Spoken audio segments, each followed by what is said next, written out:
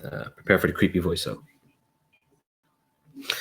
There we go. Thanks very much, Jitsi. As always, you're a delight in our lives. Hello to anyone who's watching this. You're watching a game that was arranged through the Gauntlet, which is a community on the internet that gets together and plays tabletop role-playing games online. It's really, really cool. Check them out at gauntlet-rpg.com, where you'll find blogs, forums, all cool stuff about indie tabletop role playing. You'll find the monthly zine, which is called Codex, which contains supplements to existing games and original games in itself. There's also the rather extensive podcasting network. And also the Hangouts calendar, to which this game is arranged. This is session 12 of our ridiculous open table campaign of Band of Blades, which has been going on since December. We are now I was going to say knee deep, but more foot deep into March. And we have traversed a continent, my friends. We're nearly there. There's only one location between the Legion and Skydagger Keep. And for those who don't know, if you're just jumping in right now, well, if you're just jumping in, I'll implore you to check out the beginnings of this campaign. And once again, the continuous refrain of, I'm sorry, the first session is gone. I'm so sorry. But definitely check out. There's some highs, lows, not really very many creamy middles, honestly. It was mostly highs and lows. We're definitely on a high right now. For sure, the Legion is stacked with equipment, with recruits, although our Marshal did make a rather callous decision in the previous session. You just have to check that out. If you're just jumping in, like I said, check out from the start. It's all really good. But I do want to talk about the safety tools that we're using before we jump in.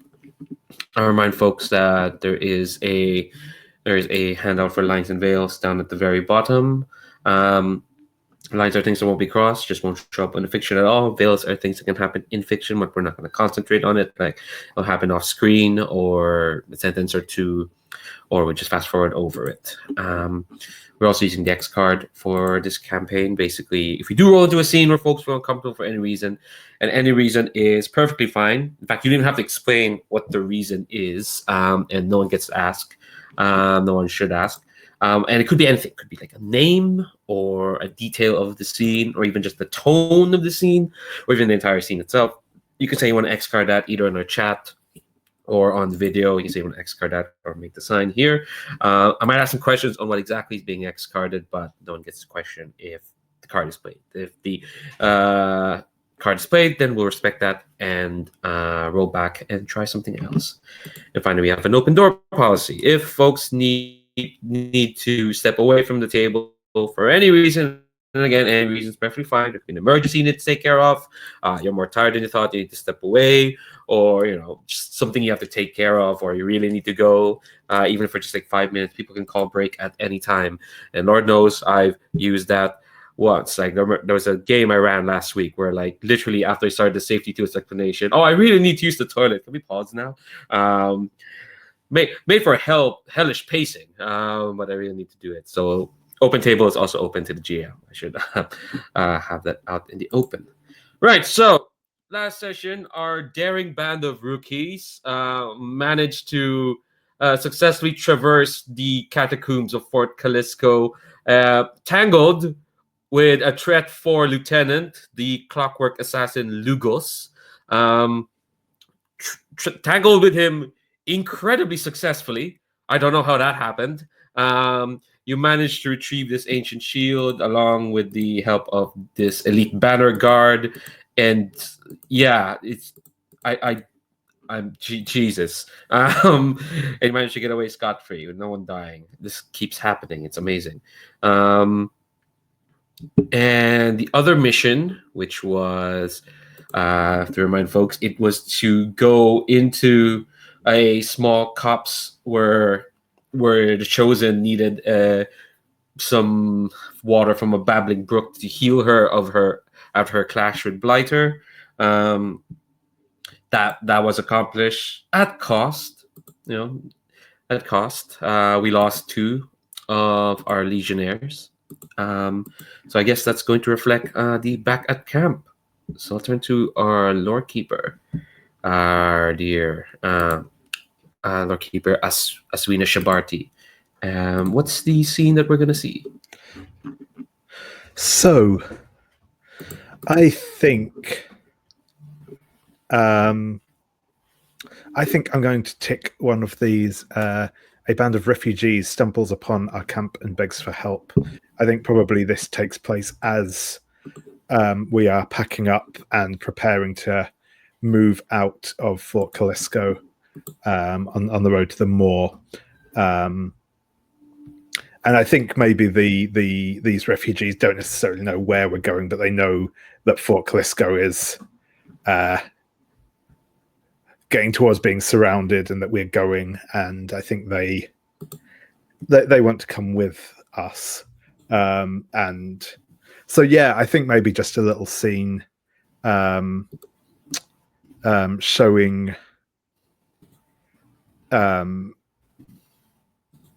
some legionnaires dealing with these refugees, and how that sort of shakes out. Do you mind, like, since we've had quite a number of the rookies or legionnaire scenes, if maybe this is a suggestion, feel free to like disregard it, but like maybe this confrontation with refugees escalates to the point where someone in the command staff will have to like step in. Yeah, that sounds good. Yeah. I'll play the refugees if no one minds it. Yeah, so can I ask, like, how are the Legion in Fort Callisto? It seems like they're kind of fine and hunky-dory, and you managed to secure those routes out. But when we kind of like zoom into the scene, how's the Legion doing, do you think? I feel like given how quickly we've sort of moved through here, I have a feeling that like the Legion hasn't like properly settled here. They haven't like fully encamped when they arrived. They've kind of put up their tents. And as well, because it's obviously kind of like a military installation, a lot of the kind of temporary like, you know, the temporary like blacksmithing shop or whatever that would be set up and all this to keep the horses going and so on and so forth, they've probably not bothered unpacking that sort of stuff. I think this was very much you know, we're going to spend as little time here as we need to before carrying on. So everything's a bit kind of things are a bit just kind of rushed, and people are yeah, like I said, I just don't think there's really been that much time for people to settle down and relax here. Yeah, and I think the refugees, obviously, they're not. No, I don't think any of the soldiers in Fort Callisto are like bothering you. Like their commander, Commander Yonakas, has been doing a good job of keeping them, you know, looking out of the walls instead of in the walls. But yeah, so the people who are kind of like, I think there's like a gaggle of like, you know, civilians who are kind of like, oh, this is the Legion, you know, the storied mercenary unit from the old Empire days. They could bring us along, right? They could help us, right? So there's always, it's kind of like a bunch of able-bodied to not really able-bodied people trying to like, hey, we can work for you. We can just do stuff for you, and you know, it's for them trying to buy passage for their families. It's them trying to like, look, we can do like, you know, smith work, or we can like haul stuff. It's fine. Just you know, that kind of, I think that's kind of like the tenor of like this like group of people. It reminds me of like there was a time like in the early 20th century, late 19th century in Dublin, where like it's probably true for most semi-industrial cities, but like, you know, unskilled labor parading themselves in the docks, waiting for like people to hire them for the day. Sometimes they get hired, sometimes they're not. But this is a bit more desperate. If you don't get hired, they're going to be stuck here.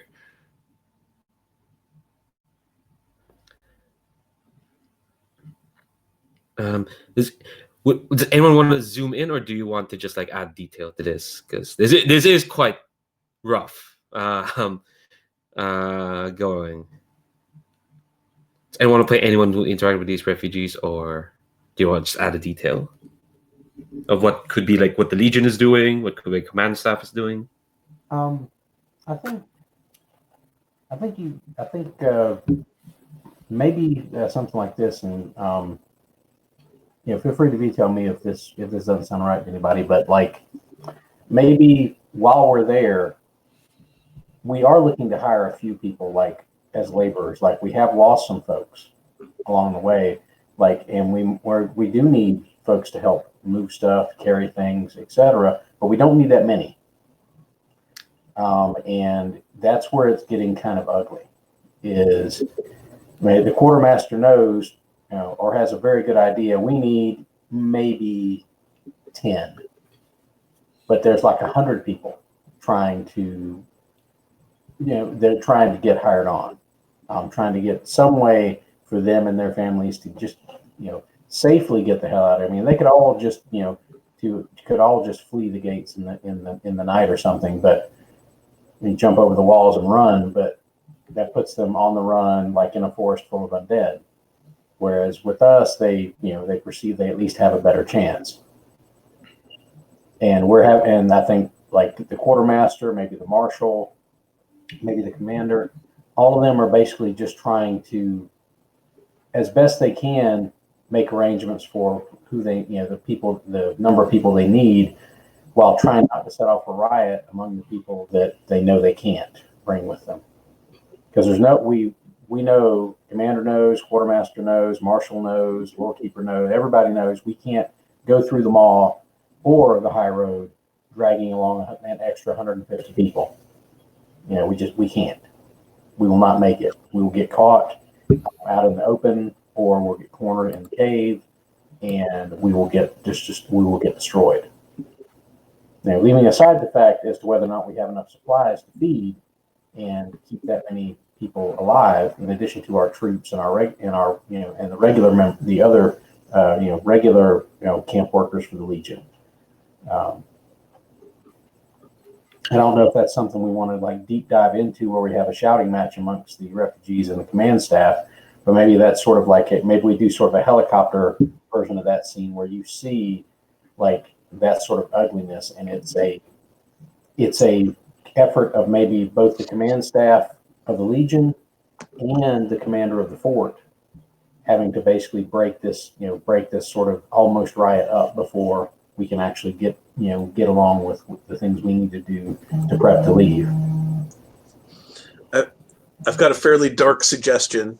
I don't know who suggests it. I don't know if we're going to take the suggestion, but I think someone among the command staff says, tell them to take the high road and the Legion will catch up with them and protect them, because there will be spies among them who will tell the broken that that's our plan, and maybe that will buy us a little bit of more time, since that's not the way we're going, and that's about the only way that these people can serve the cause.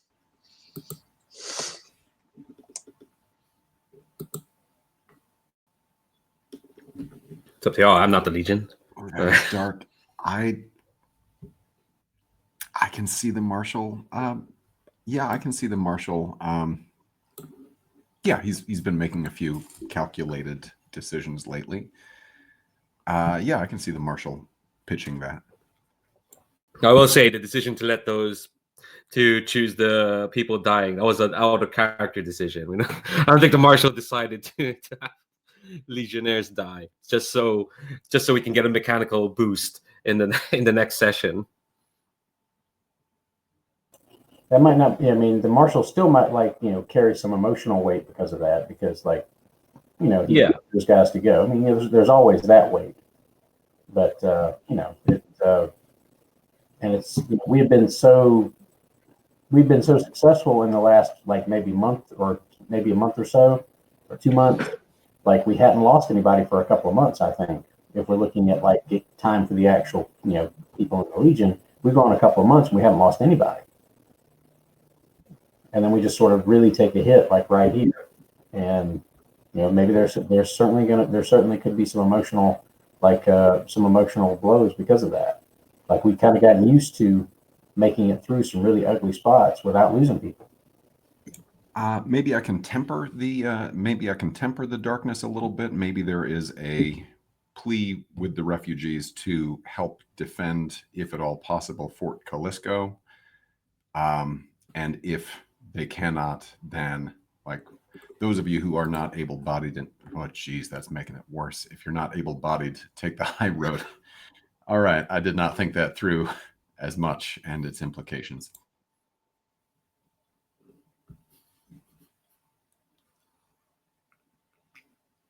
David, was there something you want to add?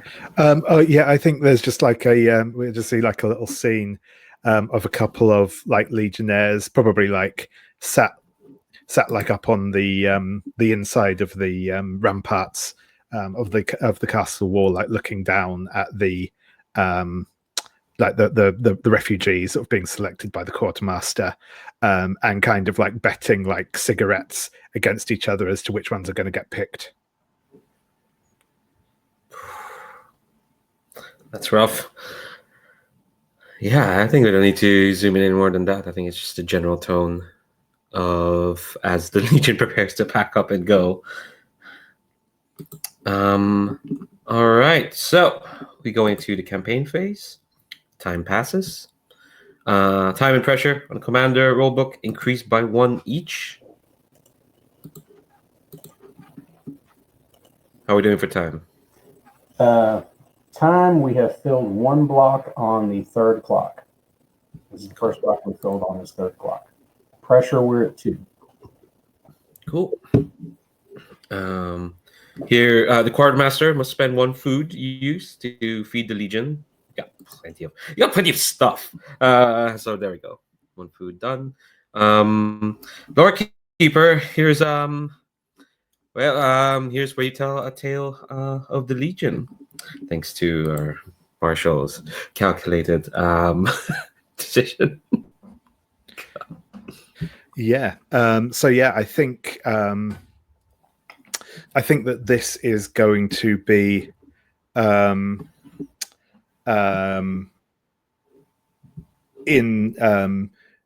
rather than like a kind of a big speech in front of the Legion as a whole this time. I think that this thing actually takes place in like essentially the command tent, probably like on the eve of their departure from Fort Callisco. And you think the command staff are all like sitting around, going over the last details of their the route and all this sort of thing. Asrina Chabati is there in her usual sort of kind of flowing robes. Though today, at this point, with the increasing pressure, she does have kind of a bandolier with a couple of pistols around her waist,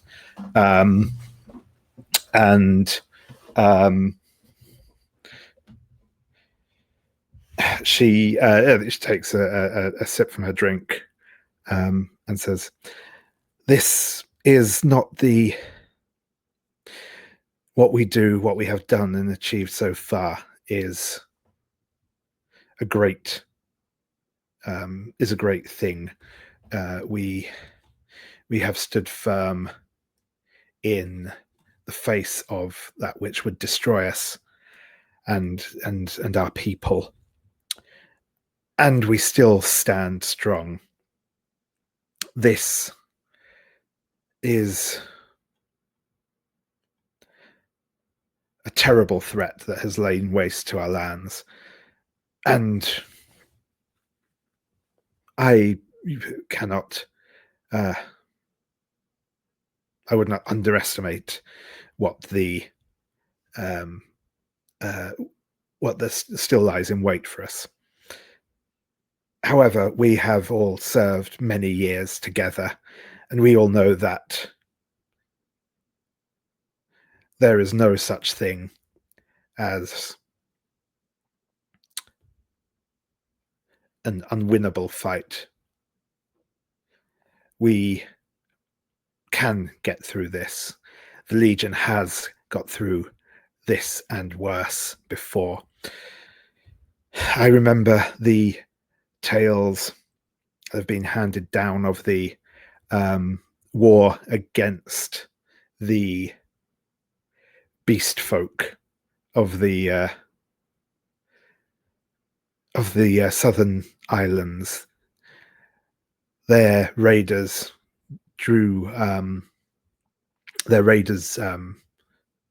pillaged the lands, the strength of 10 men, and the cunning of hunting beasts. But we stood strong against them. We learnt their ways, we learnt their tactics, we learnt the peculiarities of their form that left them weak to certain herbs and the like. And when we learned of this weakness, we used it against them, and we did it without compunction, for we knew what they would do if left to run wild. We know we have weapons to fight the undead. We know how to use them. Many died at their hands. Many had to lay down their life in sacrifice to lure them out into the open where they could be taken down. And many of us will not see the end of this campaign, but we will go down fighting together.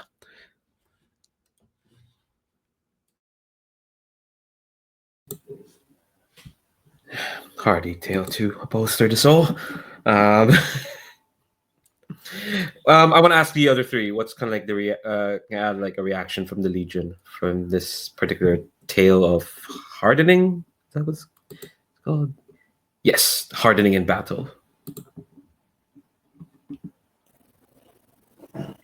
I think the fact that we're highlighting that we've had to face enemies that were extremely tough before, but had weaknesses we could exploit. I think that gives sort of an undercurrent that is keeping that's part of what's keeping our morale high. It's like we can see that we have weapons that can hurt the undead. Like we have beaten, seriously dangerous and powerful foes. And I think the Lore Master's Tale highlighting that sort of reminds us that we can face these kind of threats.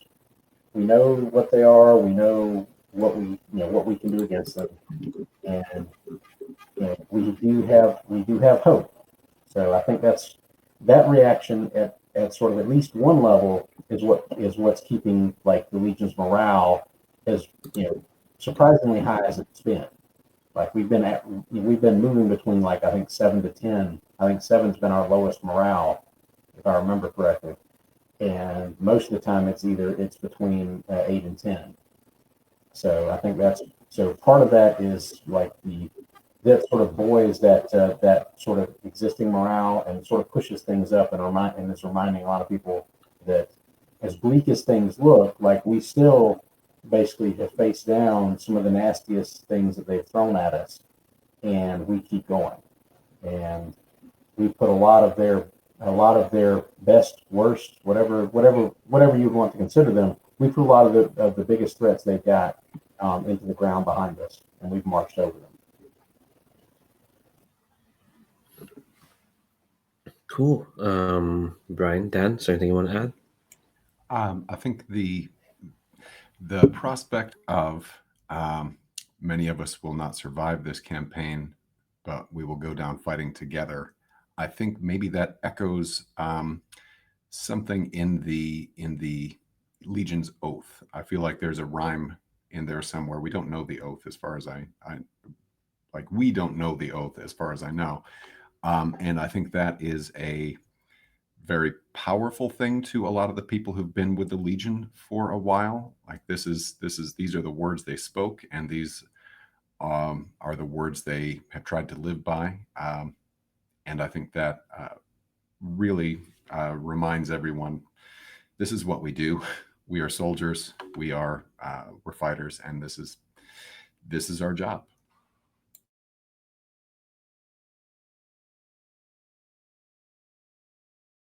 Cool. Is there anything you want to add to that, Brian? Or are we good for now? Yeah, no. I think we're good. Cool. So, Lore Keeper, choose one effect on the Legion.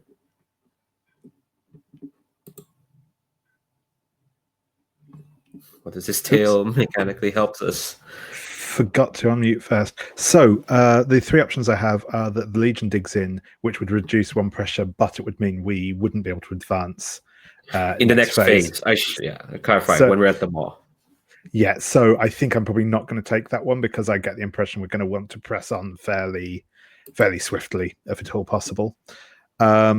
So the choices I have are that either soldiers prepare to fight swiftly, and on the next mission, all specialists gain +1 dice to maneuver rolls, or soldiers prepare their strongest weapons, and next mission, all specialists gain +1 dice to wreck rolls.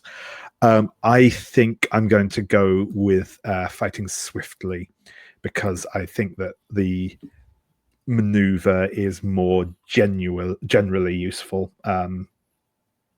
skill to be rolling on. There is a lot of moving into position in these missions. Cool. All right. I should close that. Up next, we go to campaign actions. So, Quartermaster, you're up. Okay. Well, we're headed to the maw. Our alchemists didn't do the greatest job of making owl sight the last time, so let's try again. Let's roll them first. Double check if it works. Okay.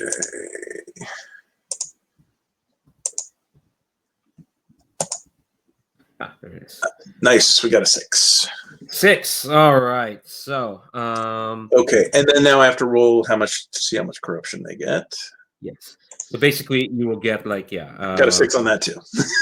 Okay, cool. So, all right, that's okay. So on the 6, oh no, yeah, you have 1 tick of corruption to distribute between either Velka or Ragav.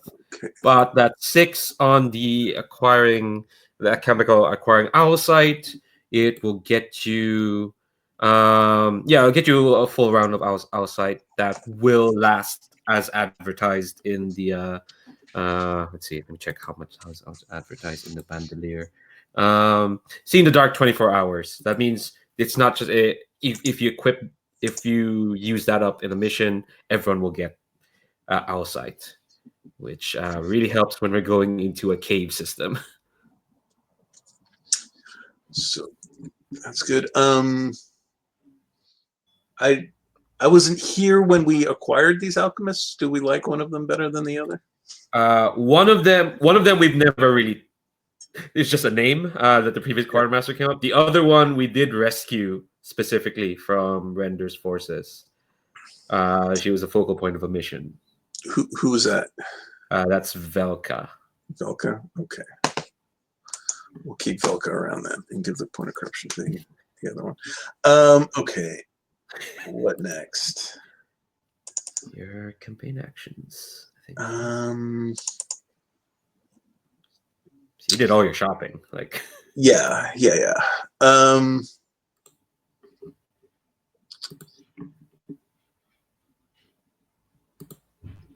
I mean, the thing is, we have no supply, so these actions, we probably need to clear some stress, I'm guessing. So let's go ahead and do that.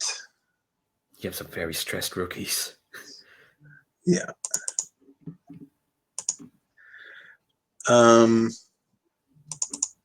So then I guess the question is, do we need to do some rest and recuperation to heal people? Or can we like we only used rookies on the last mission, so we probably have like we've got some people. We're gonna want to do some rest and recuperation soon, but if we get some more injuries on this one, we're gonna be wishing we waited. And I wouldn't mind doing recruiting and fill out our instead, because I think we've got space for 5 fresh rookies.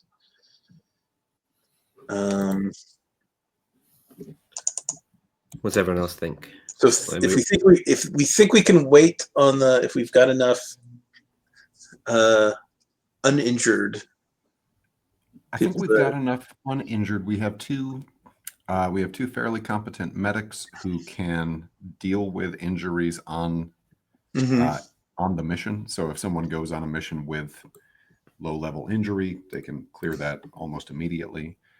Yeah, I think stress is the major problem. Like everyone, if my sheet is right, everyone but Raya in the specialists is clear of injuries.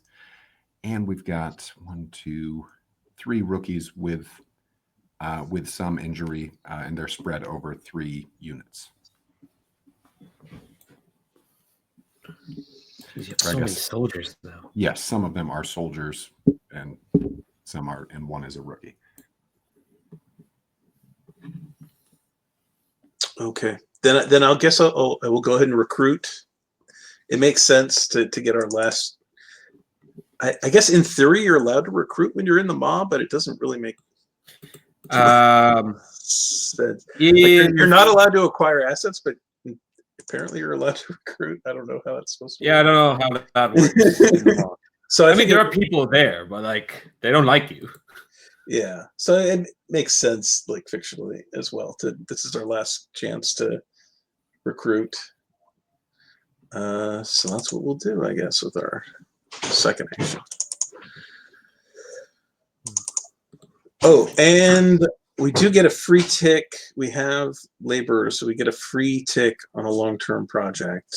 But you've already finished all your projects. Yeah, so we get to start a project. Who knows if we'll even get to finish it, but it's a free tick, so we might as well. So you're not doing Liberty, are you?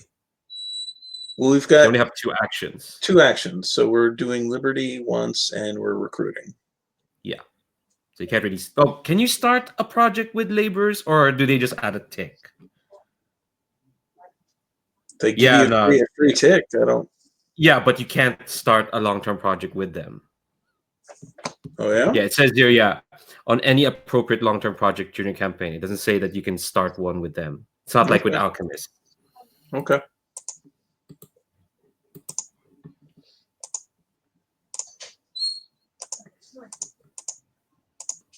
So with Liberty, everyone reduces 3 stress. Anyone who can boost their actions, like Farah, reduces all their stress. What does Liberty look like in this fort of? Well, I wouldn't say fort of despair, but fort of things encroaching.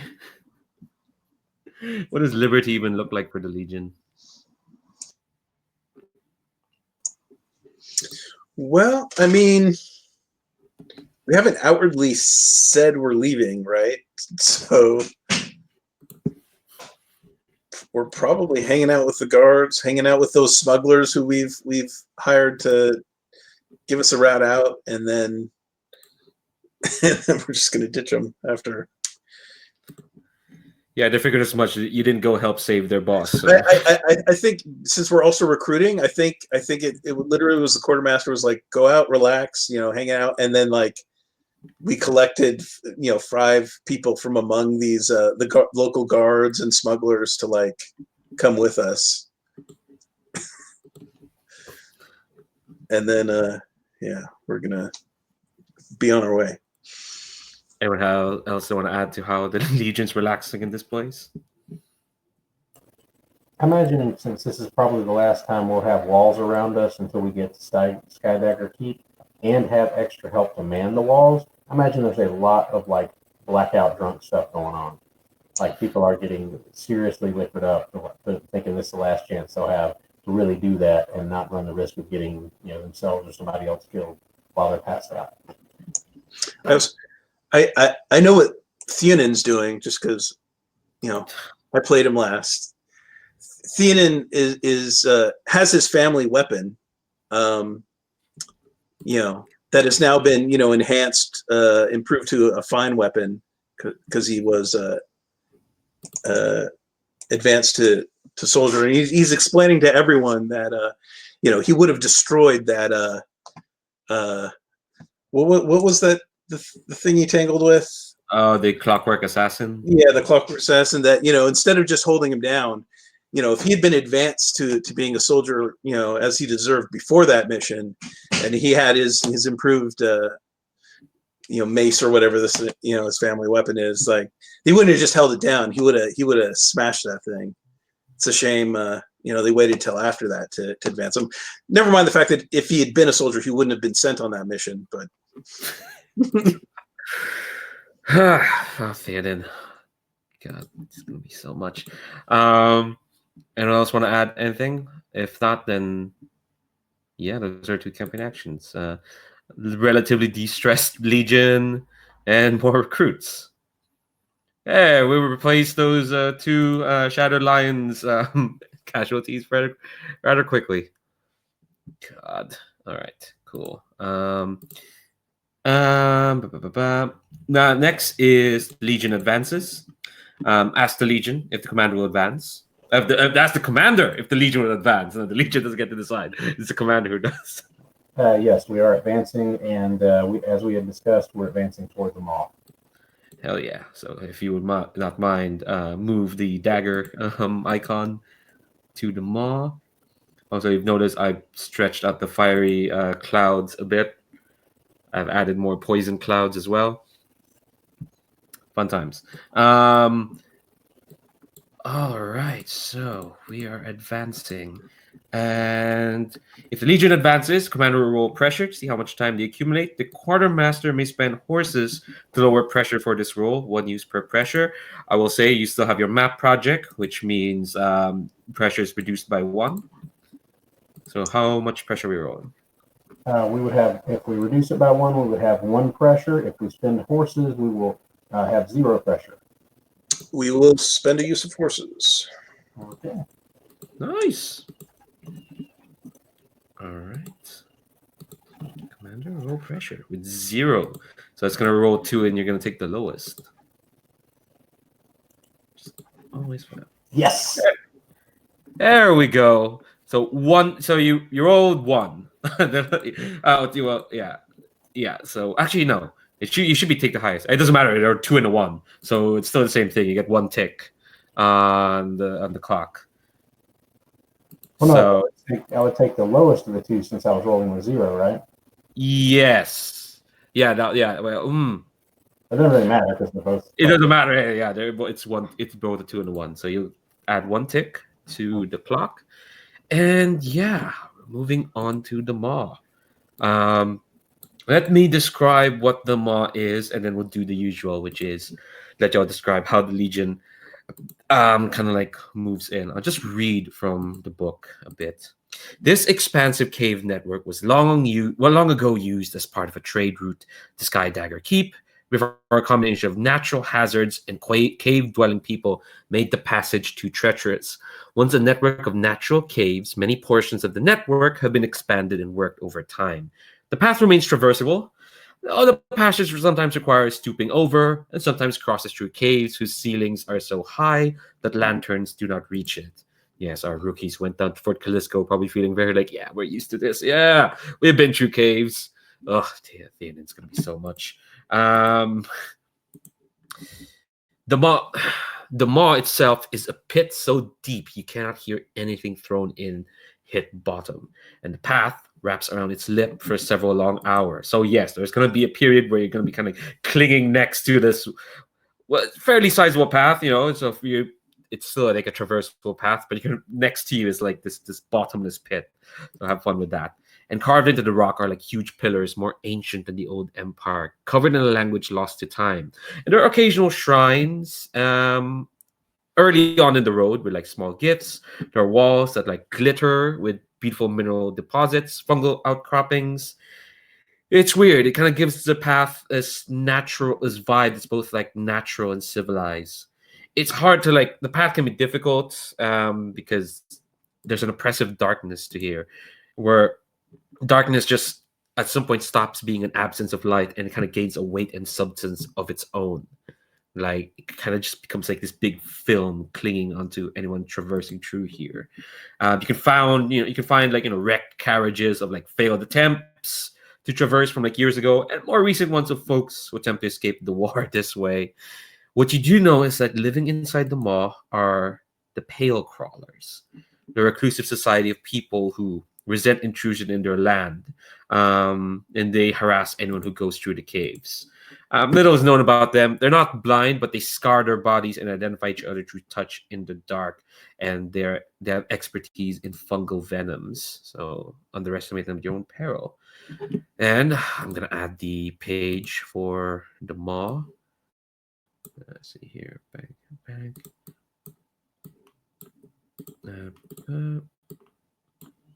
Okay. Right. So some of the scenes include, pale crawlers scavenging from a newly wrecked wagon, firelight dancing off strange writing, chittering sounds deep in the dark, which is always fun. A pit so deep there's no sound if you throw anything into it. So yeah, I'd like to ask each of you a detail of how the Legion is doing and feeling as they traverse through here. Note that, almost there, Legionnaires. You're one advance away from getting to Skydagger Keep. I wonder if there are any like people, like some of the laborers, thinking, "Oh, we could have taken the high road. It would have been nice, and it would have been cold, but there would have been a sky, and now there's no sky." Chris, when you said like last time there are gonna be walls, I was gonna be like, man-made walls, sure. I think as we're going through here, like you do hear this sort of grumbling because, like, folks aren't used to having to travel like through a cave for days at a time. like this is, it is weird, but it's also this also makes it much more difficult for the undead to circle around us, and like I think you have this sort of like this sort of counterbalance that's going back and forth. People are arguing about it. It's like, yeah, it's dark and miserable, but like we don't have to. There's no bushes on the side of the road that the undead are going to jump out of. There's no. I mean, if they come after us, we'll see them coming a long way off. Like they can't circle around. They can't surround us. There's literally one path through here, and we're on it. And they go, but the other folks are like, well, yeah, maybe not undead, but like, what about those things? And what's that chittering noise? And like, I'm sure I heard, I've heard there are ghosts here, and like, all sorts of just crazy nonsense that people like are sort of just building themselves up and just sort of like giving themselves like nearly nervous breakdowns as they think about all the creepy stuff that could be out there just beyond the torchlight on the edges of our little convoy.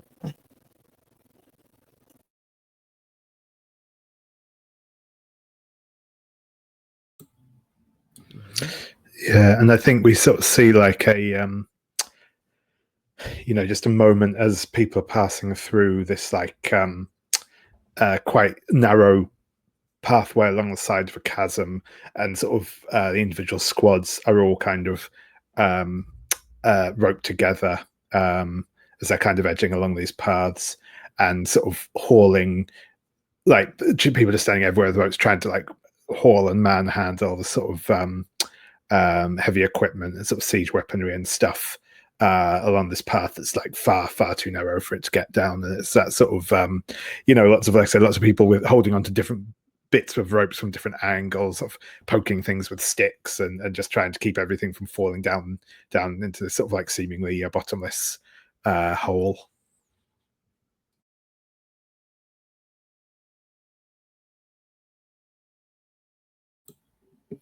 That's fab. Brian, Dan, is there anything you want to add? I imagine that there's at least one hushed panic attack going on as we sort of exit the farthest reaches of sunlight and the feeling of the darkness closing in. really starts to get to people. I imagine there's maybe one or two people who are breathing much more rapidly and much more loudly than everyone else would prefer. And I think there's sections where, like, whether the scouts have reported back that there's something, you know, around the corner or something, where lanterns are like, there's like one lantern like at the front of the column, and everyone else is kind of like, you know, just step in the footstep of the person in front of you.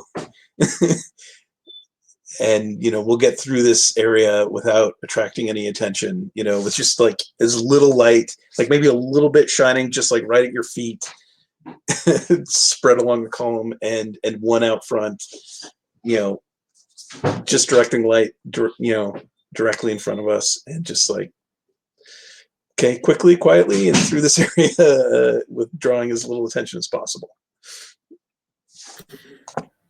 Well, while you're here, though, the missions have to be done. Well, part of why part of why you only go 2 missions, so that the chosen and whoever's left can defend the camp or the convoy. You can't get lost if you follow the lanterns. Yeah, sure. The pale crawlers haven't set up for that. Nope. Also, I love that like the entire blurb doesn't mention the enormous spiders that are just casually mentioned in the challenges part of the page. It's like, yeah, no, there's spiders here. Yeah. It's just spider. We're not gonna explain them. Special rules. I'll shout this out to anyone who might be just listening in. The paths of the cave system switch back among themselves and are hard to navigate. Horses do not reduce pressure when advancing. So there you go. You cannot acquire assets here. You can recruit, though, apparently. I don't know how that works. Squads and missions are well advised to have at least a few members equipped with lanterns. Or outside, you know, you've got a dose of that. All right. Time for the mission. You can only do assault and religious missions here, which is just fab. All right. Let me show everyone the missions, and I'm gonna read them out. Mission 1 is an assault mission. In what is surely a carefully orchestrated taunt, scouts report that the Sable Arrow herself, Xenia, who has popped up to like basically shout insults at y'all, has been seen making contact with the Pale Crawlers, the denizens of the Maw. The Crawlers have yet to declare open warfare in the Legion beyond some probing shots, but if spurred by Render's forces, they could prove to be a nasty roadblock. The Crawlers have been sighted leading the sorties from a certain cave, one believed to be where they'll be meeting the Sable Arrow, intercept this Black Oak Lieutenant, and end her meddling once and for all. Rewards there is +2 morale and -1 time, and the penalties +1 pressure and +2 deaths. The problem with morale is like most of the rewards they give you is morale. With assault missions, is they mostly give morale, which is like you're swimming in morale. Type 2 mission 2 is a religious mission with favor of mystic. An old tomb screams within the caves surrounding the Maw. It is a deathly, unearthly sound that is sure to attract attention all around. Old maps have determined that the sound is coming from the grave of an ancient chosen, one who shed blood so profusely in battle that the substance scorched the very earth. That tomb is situated towards the exit of the Maw and should be dealt with, lest its desecration provide trouble to those traveling through. And raw, there's -1 time and +3 XP for all participants, including the rookies. And the penalties, -3 morale and a -1 die for resisting corruption in the next location, which is Skydagger Keep. Fun times. And the last is a special mission. Special assault mission with glory and mercy, which I don't think your chosen cares about. The route through the caves merges to a single passage at one point, a vast cavern known as the Hall of Kings. This means that you know where a broken chasing you must pass through to continue. A volunteer group should place and detonate charges on the supporting pillars to collapse the cave around the broken, taking them out or burying them until long after the war is decided. If picked, this requires vital and explosives. So if picked, this must be the primary mission.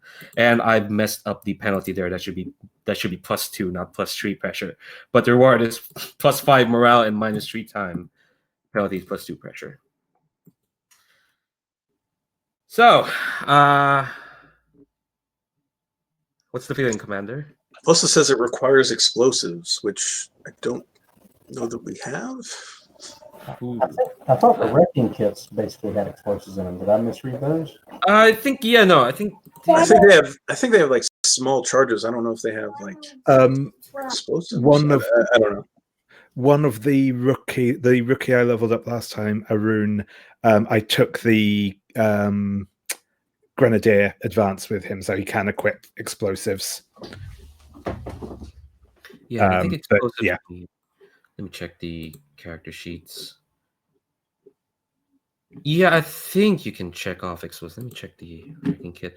I mean, I think what I'll say is that, like, because I'm not sure if you can acquire it or not. I think multiple people have to bring multiple wrecking kits. Let me double check. Yeah. Alchemical hand charges. Yeah, I'm not sure if explosives is like a separate thing that you have to purchase or not. It sounded like a wrecking kit would have that stuff. Well, I mean, but I mean, then what does the Grenadier special ability mean? Oh, yeah, I you know. know. But we do have a Grenadier, so I guess as long as we send that soldier on the mission, we should be good. Hold on, let me double check this. Yeah, the thing is, we have been using those wrecking kits in this campaign as kind of like a stand-in for explosives, and I mean, they kind of are, just on a smaller scale. yeah, I think that would just mean like multiple people have to bring some wrecking kits, because I think this is to like take down a broken to bring down some pillars. I think that's what it'll mean, because you've done it before. I know you've taken out an Infamous by using a wrecking kit and Farah's incredible wrecking abilities. But I think, you're multiple we have to bring, because this is a broken you're going to be dealing with. If you take this mission, you don't have to. I'm saying right now, taking out the broken adds a lot of points to the end score. Let's see. It's oof. Okay. I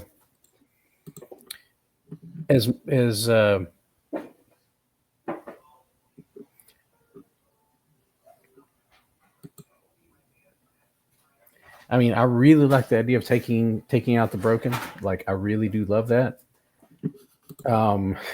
Because it sounds badass and awesome. But the penalties for losing that one, aren't too terrible generally.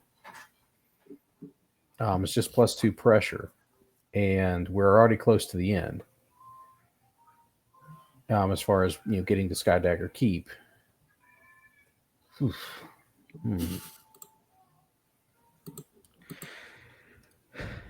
Yeah. It's tricky because, like, I love the idea of playing that mission. Like, I love the idea of getting to play that out, but it's also like strategically, is that the best one for us to jump on? I think the fact that it removes the broken makes it worth it. Yeah. I think that tips it.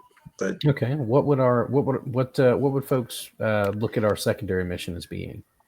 Like, I really don't want a -1 die for resisting corruption, but we also have a ton of religious relics that can offset that. So I feel like we might be able to deal with not doing mission 2. Yeah, I'm kind of in a similar position on that one, on the basis that, like, I do not like that penalty. The idea of being less resistant to corruption when we go into Skydagger Keep is not great. But then again, on the callous and pragmatic side, by the time we get to Skydagger Keep, if a couple of people end up corrupted, omelets and all that, it's and like I said, we still have a ridiculous amount of religious supplies. Like, we are rolling in religious supplies. We still have so many of that left. We also have a full roster of soldiers, rookies, specialists. So the the 2 deaths from that are the penalty for mission 1. That's pretty minimal. Yeah, and that's only a +1 pressure.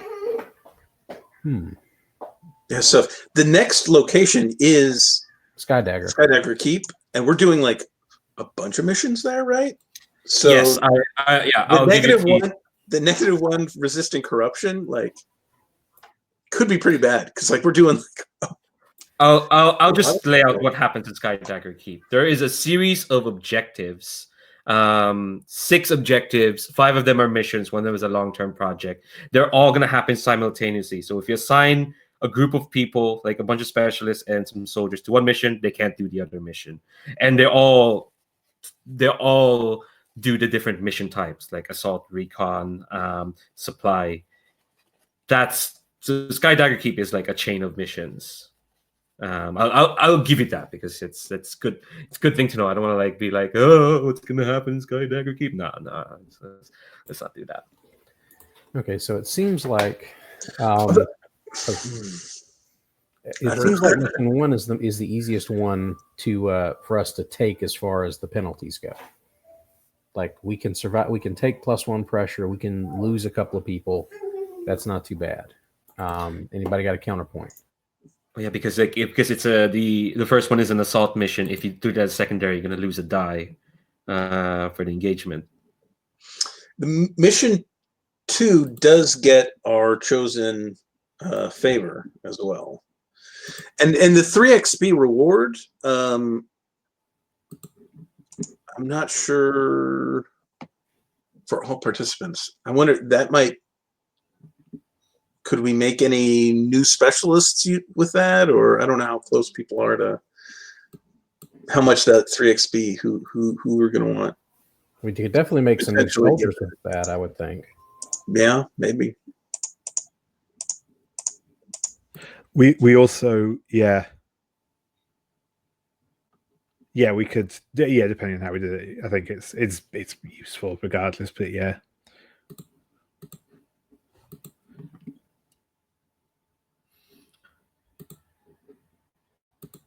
Let me have a very quick look through the rookies who would benefit with 3 XP. Yeah, there are 2 rookies I can see who could 3 XP would make them soldiers, but they're in different squads right now. Just make a cursory look. Well, 1, 2, 3, 4. Yeah, or we could send.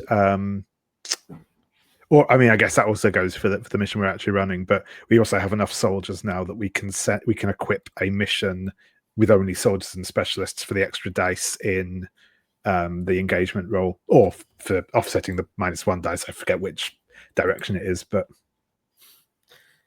yeah, like I know we've been just for the ease of it, we've been saying like just this squad can go. But yeah, we're at the point where like if you want to send like if you just want to detail the people that are coming and they're all like soldiers and then there are rookies, I think we're at the point where we can do that as well. So that might be a way to offset, give us a few extra dice on the secondary mission.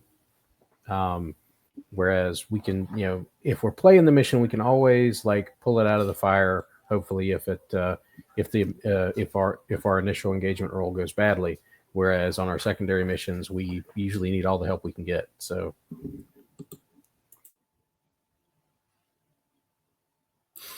okay. So what I'm thinking is we do the special mission as our primary. We do mission 2 as our secondary, and we give up mission 1. Does that sound reasonable to everybody? That makes sense. What is under requirements? I know what explosives are. What is vital? Means if you pick that as a mission to go to, that's the one you have to play out. Oh, okay. Like that's the primary mission. Okay. All right. So we've been here for like an hour. So I'm gonna call for the quick break. When I say quick, I say the good 10 minutes, and then Marshall will parcel out who's going to who, pick load, and do our thing. So yeah, let's take 10.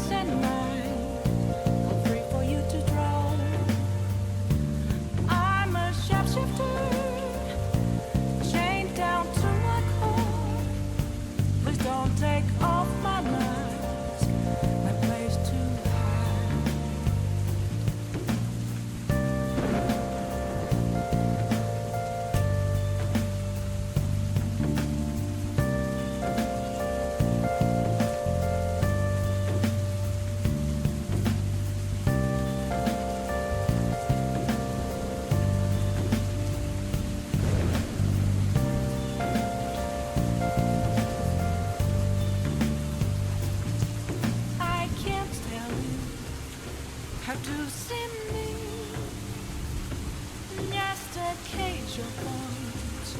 There's nothing inside. Will it always be burning down the walls? Is there a way for me to break? I'm a sharpshooter at Post Masquerade. Heart in both face and mind, all free for you to throw. I'm a sharpshooter, have no face to show. Please don't take off my mask, night sky.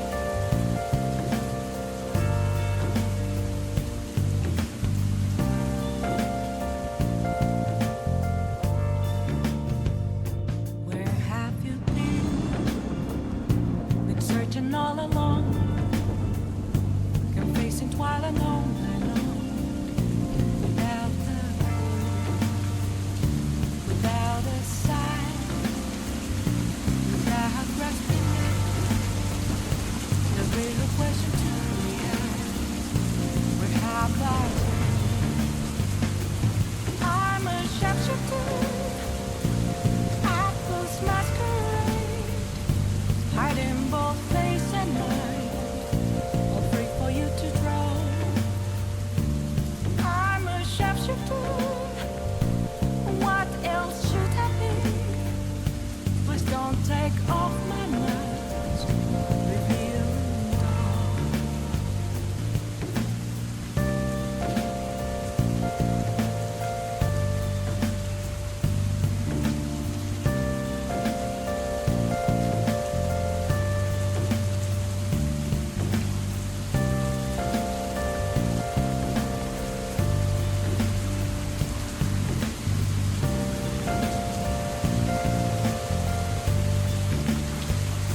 Moments of home, nothing left to be found. A mirror right in front of me is where I found an empty glass, reflecting that's a truth. Still, it was not to be told. I need that mask. I'm a sharpshooter. Apples masquerade, heart in both face and mind, free for you to draw. I'm a sharpshooter, chained down to my core. Please don't take off my mask, my place to hide.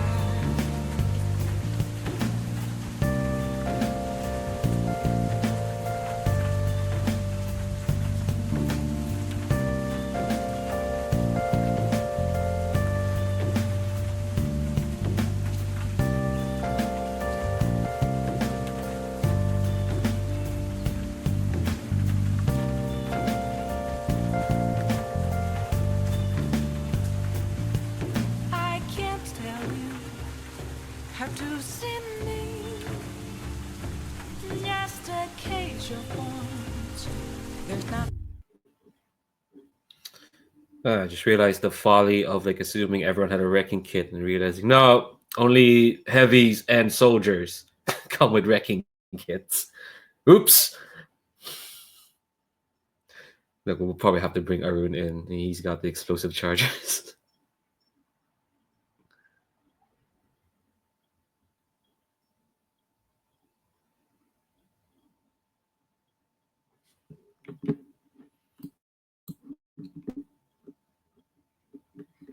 my first thought is suggestion is like, oh, let's bring in the silver stags because most of them are soldiers. But then the idea of Theonin being part of helping to take down a broken, it's gonna be so much.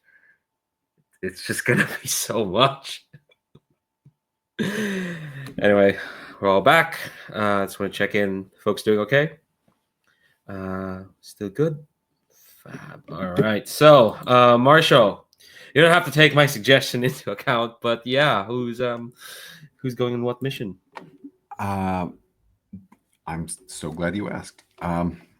I think on our assault mission, we'll want to bring Landgrave Farah.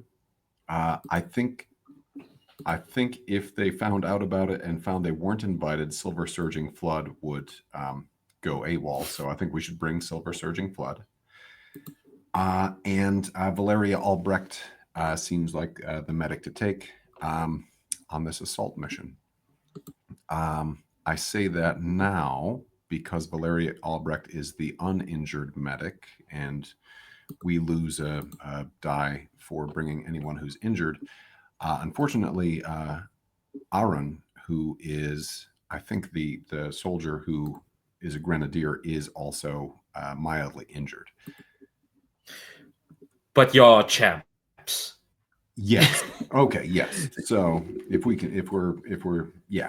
then I think we should, I guess, bring the Silver Stags, even if it's just those. Yeah, you don't have to. If you had another idea, don't let me just. The other option is, I think there are a few new soldiers who have not been statted out with their soldier parts, right? So we could pick another group with soldiers with a soldier in it and give them the grenadier trait. Yeah, that might work too. If nothing else, because while Arun does have the grenadier trait, he doesn't actually have any dots in rec. So, so getting someone who's better suited for it isn't necessarily a bad idea. Okie dokie. Let me see here. I don't know if we're going to run into anybody with substantial points in rec. Yeah. Well, we're making this new soldier, right? So we can put some points in the right. rank if we're making. One of them is Rashi. Rashi Khatri of the Ghost Owls has been promoted to soldier, but hasn't been leveled up to actually become a soldier yet. I want to say Karaj. No, Karaj is already. I think it may be Rashi and our friend from the Ember Wolves, Admiral Kalayovich. Oh, poor Adramir. Yeah. I will say that like Arun can totally bring the explosives. I mean, they have to be the ones to set it. Which means they could bring it. Right. Yeah, Rashi also doesn't have any points in rack. Right. Yeah. I don't think any of our contestants of our potentials do. So yeah, I'd say probably the Silver Stags is the way to go. Is that okay with folks? It looks like. Oh no, I'm looking at Rashi still. Sorry. Well, I'd say like my only suggestion would be to keep in mind that if we can, we need to see if we can staff that secondary mission with specialists and soldiers and avoid so we can make sure that that side mission actually has a good chance of succeeding. Absolutely. I absolutely agree. That's why I would plan to send the Grinning Ravens, at least the 2 soldiers from the Grinning Ravens, along with 3 specialists on that, including Raya, who is injured, but she'll be fine. Yeah, it's a religious assignment, so it's fine. Brian? Sorry, I didn't meet there, Brian. Is there anything you want to? I don't remember. I was going to say something. Okay. I don't know. Yeah, well, I mean, the religious is officers are needed can fulfill the requirement for religious, right? He's the one that gives the bonus, so that's like the easy pick, right? Yeah, And so then, and the Grinning Ravens, yeah, because then if they succeed, Zaya will become a specialist. Oh. Basically, or could with the XP, which would be nice. Could, yeah. It depends on whether she has the starting dots for whichever specialist. She's ready to become a heavy for sure. Jeez, everyone wants to be a fucking heavy. What's up with this Legion? So yeah, who's going on the secondary mission, Marshall? Oh, let me see here. That would be Raya the medic, Melis Labzayevich the officer, our scout, whose name is Scarlet Dancing Glade, and the top 2 build of the Grinning Ravens, which is Zaya and Karaj. Hell yeah. Jesus, we're sending all our specialists out in force. It helps with having 2 medics, I suppose. Cool.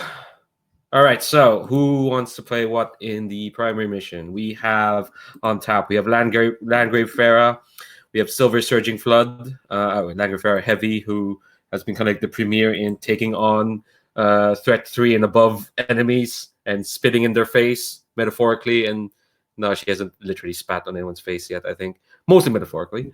We have Silver Surging Flood, our sniper, who has the death bullet, so to speak. Might need that when you're taking on the broken. Shot people in the face, yes, twice. Shot gigantic threats in the face multiple times. So that's Flood. We have Valeria Albrecht, our probably our medic who also shot someone in the face. They shot the would-be demon empress in that church in the face, which is fab. And yeah, we have our Silver Stags, newly promoted to soldiers. Arun, our gung-ho, quiet Barton, stoic person. That's always a lot of words in some sort of sentence. We have Violet Dancing Wreath, who has cat ears, apparently. That's the only notes I have there. She got a dose of corruption last time. She was one of the one of the replacement recruits we recruited back at one of the lakes. And of course, we have good old Theonin. What more can be said about Theonin? So who's playing who? So we are taking the silver stags, we're not making Adramir. Yeah, I just don't. I don't think the math works out for Adramir. Or well, It could, because he's not been started out at all. He's only been showing up in secondary missions. You can take him along. We can do the thing we did in the second mission where, all right, we'll bring the 3 soldiers and a 4th soldier from, but it might be a bit much. Maybe just simplify it and just take the soldier stags. Do other people who are coming along? Oh yeah, like Farah has wreck. Yeah, Farah has wreck. I think that may be it. I'm not sure. No, you can always push yourself. I'm just saying, or people can assist you if you want to do wreck. Yeah, also true. I've got some bargains. It'll be fine. Oh, go ahead, Chris. Did you? I mean, I always love playing Farah, but like I know that there's like other folks who haven't gotten to play her yet, and she's fun. So if somebody else wants to have some fun blowing stuff up and tanking through to club on the bad guys, somebody else is more than welcome to play her, and I'll pick up one of the others.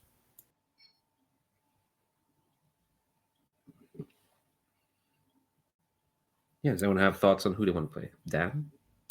I'd love to play a rookie. I had a lot of fun playing Violet Dancing Wreath, and we'll see if we can get her fully corrupted in this mission. It shouldn't be a goal, but okay. I guess it depends. Actually, no. I know which broken you're facing today. We'll see. We'll see. I'm just saying. We'll see. Brian, David, is there any? I mean, it's very tempting to play Theonin. I think that would take us over but I suppose technically it wouldn't, because if we could just leave off one of the specialists. But yeah. Yeah. The way I'll play it out is like if there is like some leftover like soldiers or specialists, like they're gonna be around for X. I'm gonna spend their stress. You can spend their stress to give you an assist. I'll say that. That's how I'll play it. If there's any like leftover like specialists or whatnot, like they won't be able to do action rolls because no one's playing them. But you can use their stress to get you 1 die or to get you an assist.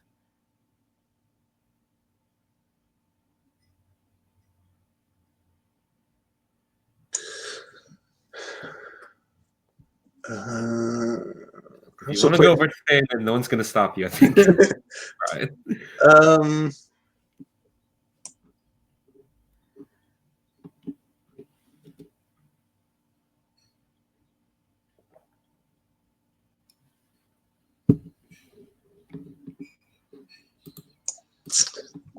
Well, we probably would be better off with our specialists.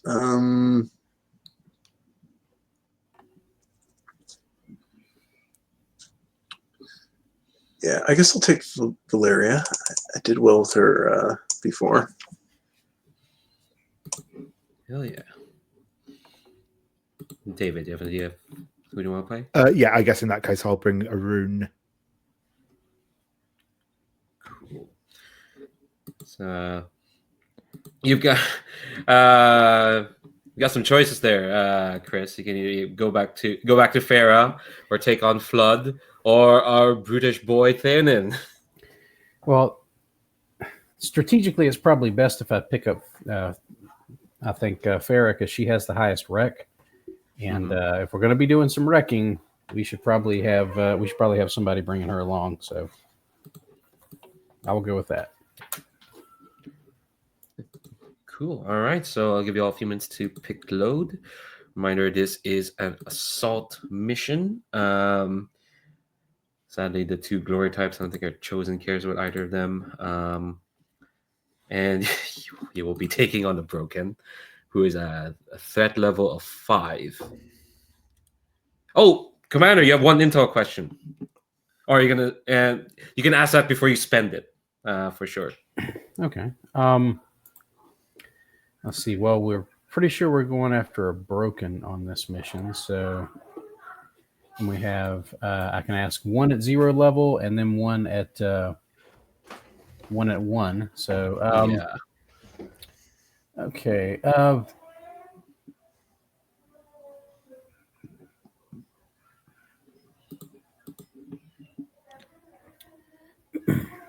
I think for our 0 intel question, how does our chosen feel about these 2 missions?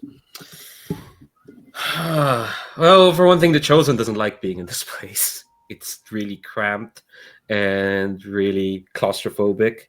Even though there are these wide open caverns, I think she's still kind of recovering from her fight against Blighter. I think definitely for the secondary mission, she feels like that's needed because she could feel the desecration in the air itself. For this one, though, I think she warns, I think, the group to be cautious, to just do what the plan needs to. Don't take a Broken head on. Your job there is to rig the pillars, the caverns, to collapse it on them. She's like she counsels you to be wise, to be safe. You're nearly at Skydagger Keep. This is a great opportunity, but there's no need to be foolhardy. I think that's exactly what she says. No need to be foolhardy. All right. And for our 1 intel question, let's see.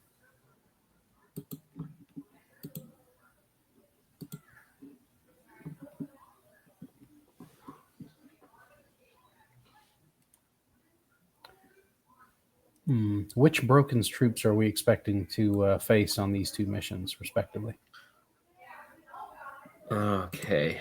I think you'll find this out kind of like probably the day before you set off to go to the Hall of Kings. It's not hard to figure out because Render is not the type to shy away from combat. Like you hear his voice just boom throughout the caverns.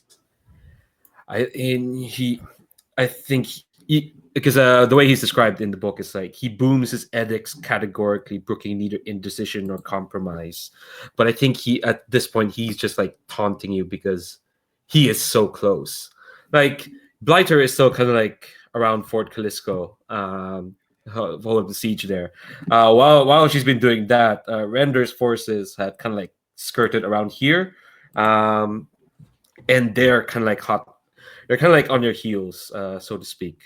And so you just hear his voice just booming his commands. And his command specifically for you lot is to just crush them, wipe them all out.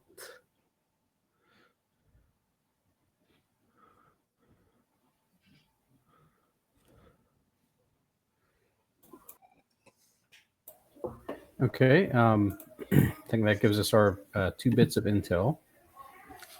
All right. So everyone, all right. So give you like a minute or 2 to pick load then. Are we spending Black Shot to give everybody Black Shot for this mission? Yes. Okay. What about religious stuff? Are we spending any, a reliquary to give everybody a reliquary?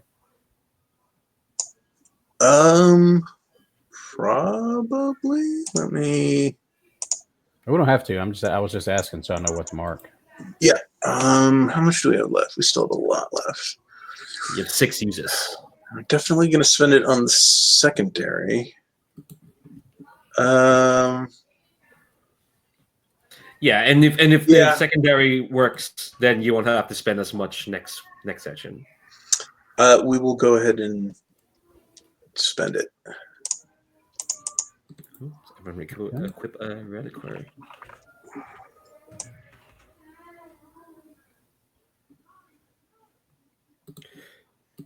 Do you want to spend owl sight so no one has to bring? Well, no one has to bring a lantern. Yes. Cool. So I'm gonna ask how that feels later when everyone's making their way to the Hall of Kings.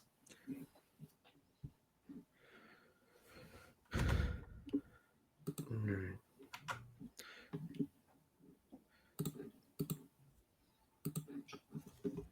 Okay, so we have Final Dancing Breathe, Arun, Farah, and Valeria.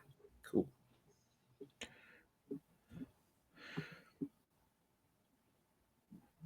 Jeez, you're all quite equipped. I just saw like what soldier ability Violet has. That's a lot of gear.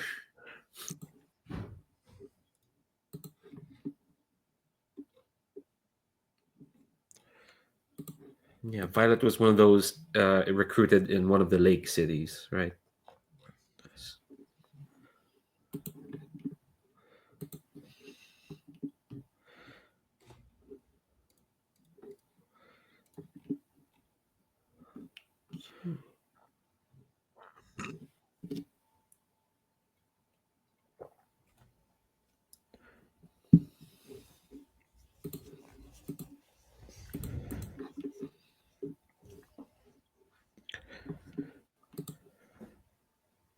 Okay.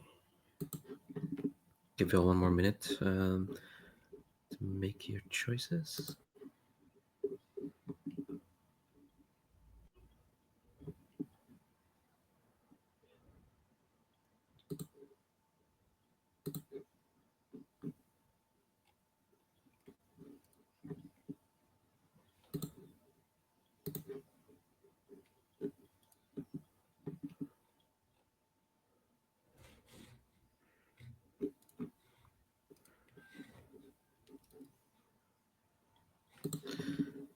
All right. Is everyone okay? Cool. Marshall, let's do this. All right. As usual, let's see here. Everyone on this mission is oath sworn to the Legion. We'll take one. Commander, would we like to spend one intel to give us foresight into this mission? I'm going to save that one for the secondary mission, I think. Excellent. Everyone on this mission is a specialist or soldier. We'll take that one. Does any legionnaire have distrust? Legionnaire distrust the leadership or not fear them enough to obey orders on the battlefield? I don't think there's any reason for that. Are required specialist or equipment not on the mission? I think we've got what we need. And it's an assault mission. We did supply Blackshot, so that's another die. And we do have someone going, starting wounded, so we'll take that die right back. And I believe we lose one because it's an assault mission, and it is render. Yes. Yeah, render. Okay. Render savage tactics and defiling use of the dead instills fear in all soldiers, and you take a -1 die. So, okay, it'll be, one die's fine. It'll be fine. One die. All right, and hopefully by the end of this, we won't have to worry about that die. Yep. Shoot. Hey, 5. 5's pretty good. Starting a risky position. Okay. So I think, as usual, I kind of want.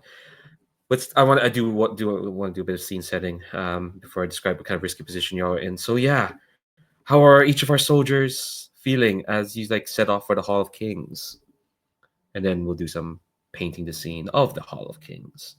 Yeah. Anyone has an idea of how their soldiers feeling, what their demeanor is as they set off, feel free to shout them out. I think Farah's kind of ambivalent. I think about this particular mission because we're all in this huge underground tunnel complex, and the idea of this mission is to basically make that tunnel make part of that tunnel complex collapse by blowing it up. And I mean, Farah knows about how to wreck stuff, but like she's never been inside any cavern that's like this. Like she's been in small caves, like kind of like those ones we were in when we took out the Eater. but like nothing on this scale. Like this place is huge. She's not sure how it's all put together, and like she's a little nervous about basically blowing up this entire hall, and the ramifications that might have if they don't do it just right. So whereas she does like blowing stuff up and dropping heavy things onto undead, and especially like powerful undead or broken, like she loves that part of the idea. She's a little antsy about what's going to happen once we start setting off all these big explosions inside this tunnel complex. I should clarify like the layout of this is. Basically, the Legion is ahead, and you kind of like stop. You've stopped behind. They passed through the Hall of Kings, and you've kind of like you're staying behind to rig the charges and to basically blow this place, because all paths kind of converge towards the Hall of Kings. You're here to bury the render. That's kind of like this. So when I say set off, it's more like they're setting off, and they've kind of left you behind here. If that helps, like color in a bit more, so I should clarify that. Oh no, I think my my statement about her feeling like she's still like this is not her element as far as like she knows how to blow up buildings, she knows how to knock things down. She's okay with causing cave-ins, but this complex is something different than she's been in.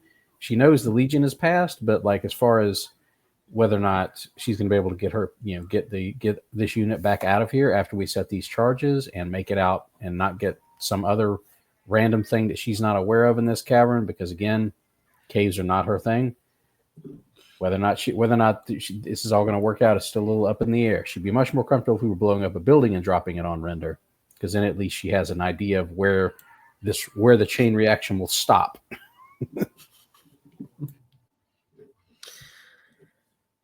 All right.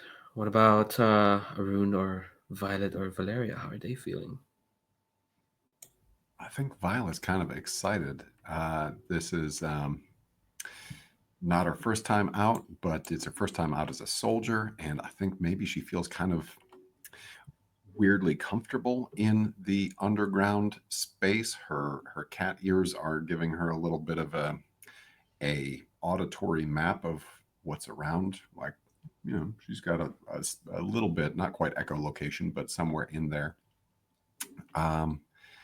And the encroaching darkness is not so bad to her. I think she's ready to fight some monsters. Hell yeah. She does know who they're facing, right? I'm not sure that she does know. Well, she'll find out soon. Ah, Jesus.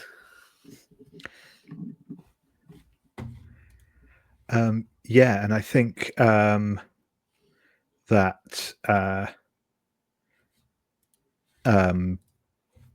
Arun is kind of going over, checking all of his gear and sort of double checking it. He's got, some ropes slung around him and grappling hooks and stuff. And he's checking a few satchel charges that he's got, making sure that they're all very securely tied down and aren't going to like dislodge and explode on him at any point. He's probably quite grateful for the owl sight, because it means he doesn't have to carry any naked flames around him. And I think as he sort of finishes like checking over all his gear for sort of maybe like the third time now, making sure it's all in position, he just takes a sort of amulet from around his neck, murmurs a swift prayer, and sort of stands, sort of comes out from the crouch he's been in, and slings his musket over his shoulder.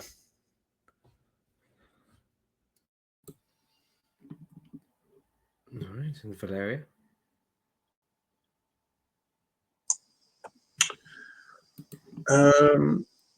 I think Valeria is focused on the fellow team members, looking at them, making sure everyone Looks good, and it's probably eyeing Arun particularly, and the off-color tone of his skin because he's infected. We'll be injecting a tonic as soon as there's an opportunity. Yeah. Oh yeah, both Arun and Violet are a bit corrupted. Oops. Well, corrupted, but yes, but Arun is the one who's actually injured. Oh yes, yes. He's the one actually, injured. Okay. Oh yeah, I forgot. Yeah, his infection. Okay.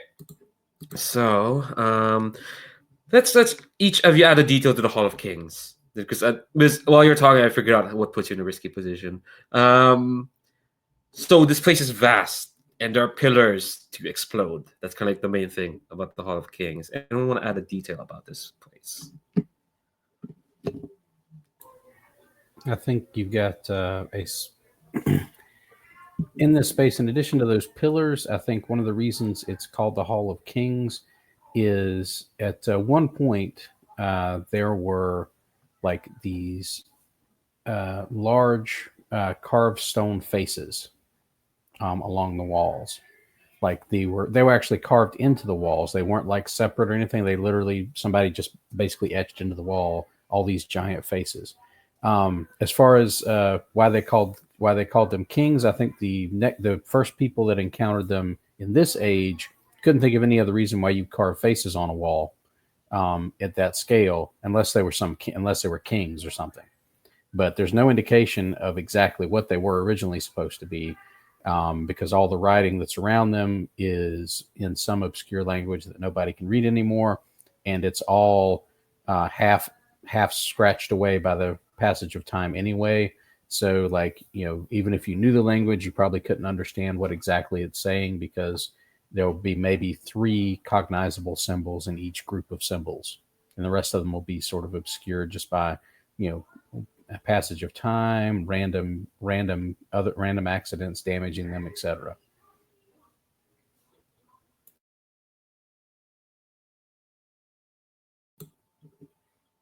Cool. Anyone else want to add any details? I think it is large enough that there is an echo, and let's give it some character. I think that the shape of the chamber is it plays an auditory trick. It's like there's a couple of foci in certain spaces that I'm stealing this from some other building, I can't remember, where if one person is standing in one focus and one person is standing in another focus, a whisper can be heard between them because it just bounces around the room that much. There's almost as though the acoustics in this room are planned.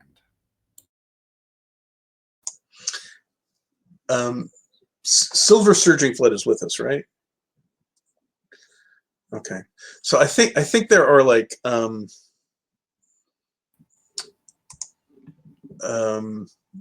these spots that like used to have like bonfires burning in them to illuminate this place, and I think most of the time you probably don't even see Silver Surging Flood, but like when you do, they're either like leaping up, climbing up into one of those to like sit and just look through the scout ahead, or all of a sudden, surprising everyone when they like drop down out of one next to everyone, and then goes running off to the next one. Yeah, if anybody in our unit is like Batman, it's definitely Flood, like just appearing and disappearing without warning. Yeah, oh yeah, definitely pulling the like they drop down and you're talking to them, and then you turn away for a second, and then they're gone when you look back. Yeah, for sure. Yeah, and I think as well, there's kind of there's like big like stalactite type pillars sort of up to the ceiling, or I guess just columns. But there's also some of those like almost like walkways and catwalk sort of things going through the place that are sort of they look mostly natural, just those sort of natural like arches and stuff where at some point, you know, an underground river has worn through them, but they've possibly been augmented by people carving them as well. So some of them sort of have almost like steps going up them and stuff.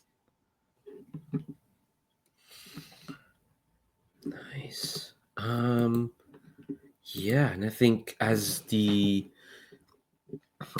like this squad kind of like is going around figuring out where to put the explosives, you're like, yeah, these archways, look at these faces, flood is bouncing in and out of those torches, and yeah, you can all weirdly kind of like keep up with each other thanks to the acoustics. I think you just hear like this sharp shout of not shout, you know, just like this command, or not even command, it's just this voice kind of just bellowing, Legion. I had hope that actually no, that's not what he says. He says, you have proven to be a thorn in our side for far too long. Do not think that your tactics are unknown to our forces. Do not think we do not know what you have in store for me. You are but ants playing with sticks, pretending to be warriors. You are nothing more than pinpricks that we will crush and turn into sand. If you think to make this cave my tomb, well, it may very well just end up as yours. Prepare yourself, Legion. Render is coming. And so, you know, on top of the pillars, kind of like in the walls of the caverns, near like the roofs, you hear like the stones kind of like crumbling. Well, actually, no, you hear two things. First, you hear just like this relentless marching sound from the end of the cave where, you know, you just went through. So you hear them coming, and that's what the 6-step clock is. Render arrives. So if that clock fills up, he arrives. Gonna name that. Let's see. It's always fun. Arrives. A quicker way to be able to do this, but there we go. And so that's the first thing. Second thing is, yeah, you hear the crumbling up in the caves, and you hear the skittering sound of spiders, kind of like coming from the cave roofs. And when you look up, and you can see you're outside, you see like spiders coming through, and on top of the spiders, as they're coming down, you can see like these undead soldiers kind of like clinging onto the side, clearly like their arms kind of like pierce through the spiders. Render's forces, their grunts are called the gaunts. They're kind of like infused with like armor and plates bolted on, and you can see as well that those spiders, they look bloodied and broken. They're undead spiders, I'll just say it straight up, and there's a bunch of them coming through the roofs. You're gonna need to hurry up rigging those charges, my friends. You're in a risky position. Yeah. What do you do? Oh, yeah, I should mention the 8-step clock is rigging the charges. Any action to move towards rigging that is going to fill up that clock. I think we need to start rigging things up. So I think Farah is going to grab Arun and anybody else that brought a wrecking kit and is going to start like rigging things and basically setting things up to blow. So, hell yeah! Oh, I'll remind folks that like for the soldiers that or soldier specialists that are being played by anyone, specifically Flood and Theonin, they're around to give you an assist using their stress pool. I know Flood's not going to assist me rigging things to blow up. He's going to be climbing up on the wall, scoping out a Render down that path because he's going to try and shoot him in the head. Like we know that's what he's going to do. We know that's exactly how he's going to do it. So He's not going to be helping us do anything. He's here for one purpose, and that's to murder the shit out of Render. Yeah, I mean, in theory, if the assist just means somehow slowing Render down. Yeah, he would shoot. That. Yeah, he would shoot his foot or something like that. Yeah, or cover fire. Yeah, specifically. I think Valeria would like to do some research on this Hall of Kings as a setup action to boost the effect. Cool. How is Valeria doing that? I think she did some research in advance, so has some kind of like the layout of where these pillars are, and so that we actually have like a plan of like these are the pillars exactly and where they're laid out that we need to get these charges on. She's damn good at that research. Oh yeah, you're using books and scrolls for this? Yes, I'm definitely using books and scrolls. All right, so you get an extra die for research roll. This is going to be risky standard. Okay. You can choose the die or effect when you use books and scrolls. Is it either? Yes, one die or what +1 effect. You can use both. You have 2 uses. It's true. I might just. That kind of would make sense. I don't know what else she's going to be researching down here. Biology. I don't know.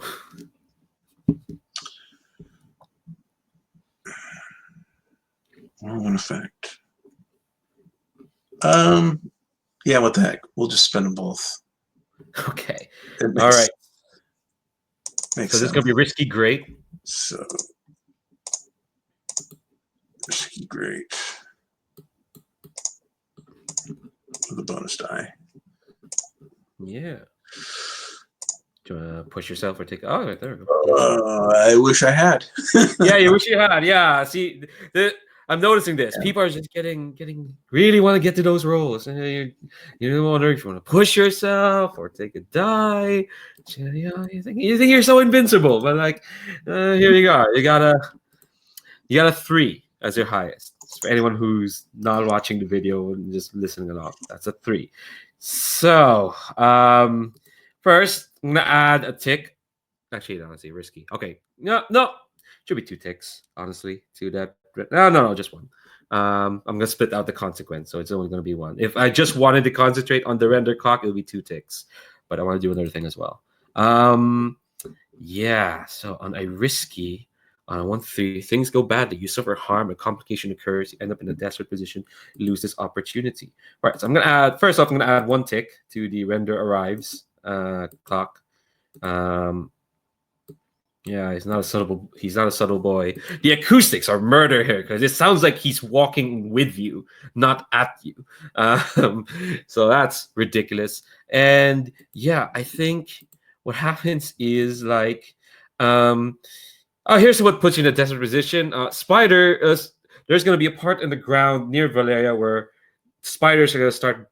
A spider starts bursting up from underneath the ground. So you're going to be in a desperate position because now they're not just in the ceiling, but there's now one part in the ground where they're coming out of. Do you want to resist that, Valeria?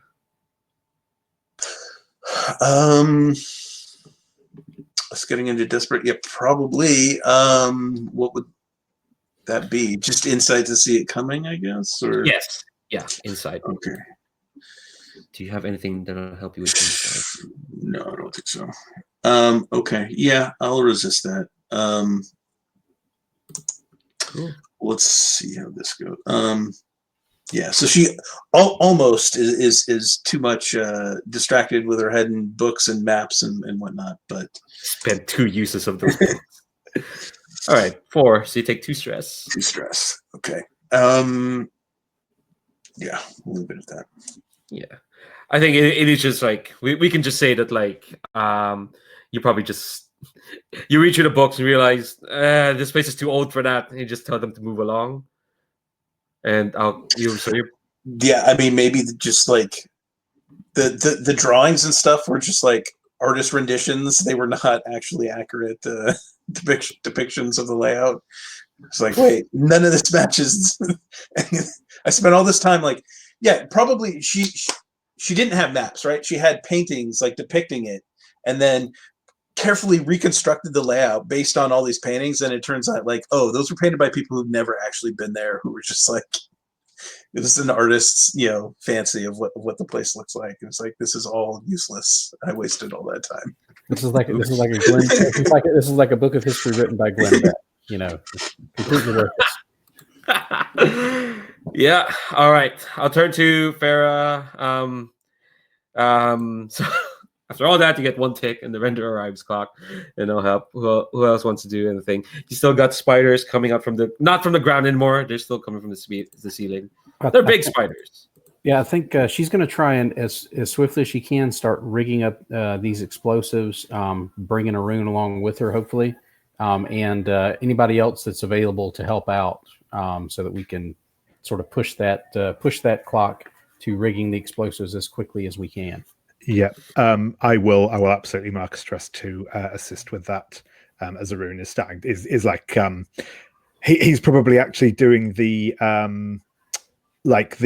the setting up of the explosives themselves, because the rigging side of it is the bit he can do, and he's probably leaving it to Farah to do the actual placement. Okay. And who else was available to help out? I know Flood's climbing a pillar, like to snipe things. Like, we know that. Let's be honest. Would Thanon help with this, or he'd just be ready to like start fighting spiders? Oh, he's probably going to go after spiders. He might be able to run interference for us while we're trying to set the explosives up to keep the spiders off of us, because that lets him kill things that are monsters, and also be helpful. in that hierarchy, that's the hierarchy of things. Yeah, he wants to be seen killing big scary things, and being helpful as a secondary concern. Helpful as a secondary concern. Okay. Yeah, I think I'll allow that. Originally, I was gonna be like, oh, okay, how only one person can assist, and I was originally gonna do that, but like, I didn't. Sounds like you're gonna need all the help you can get. I'll let this happen. I'll be nice.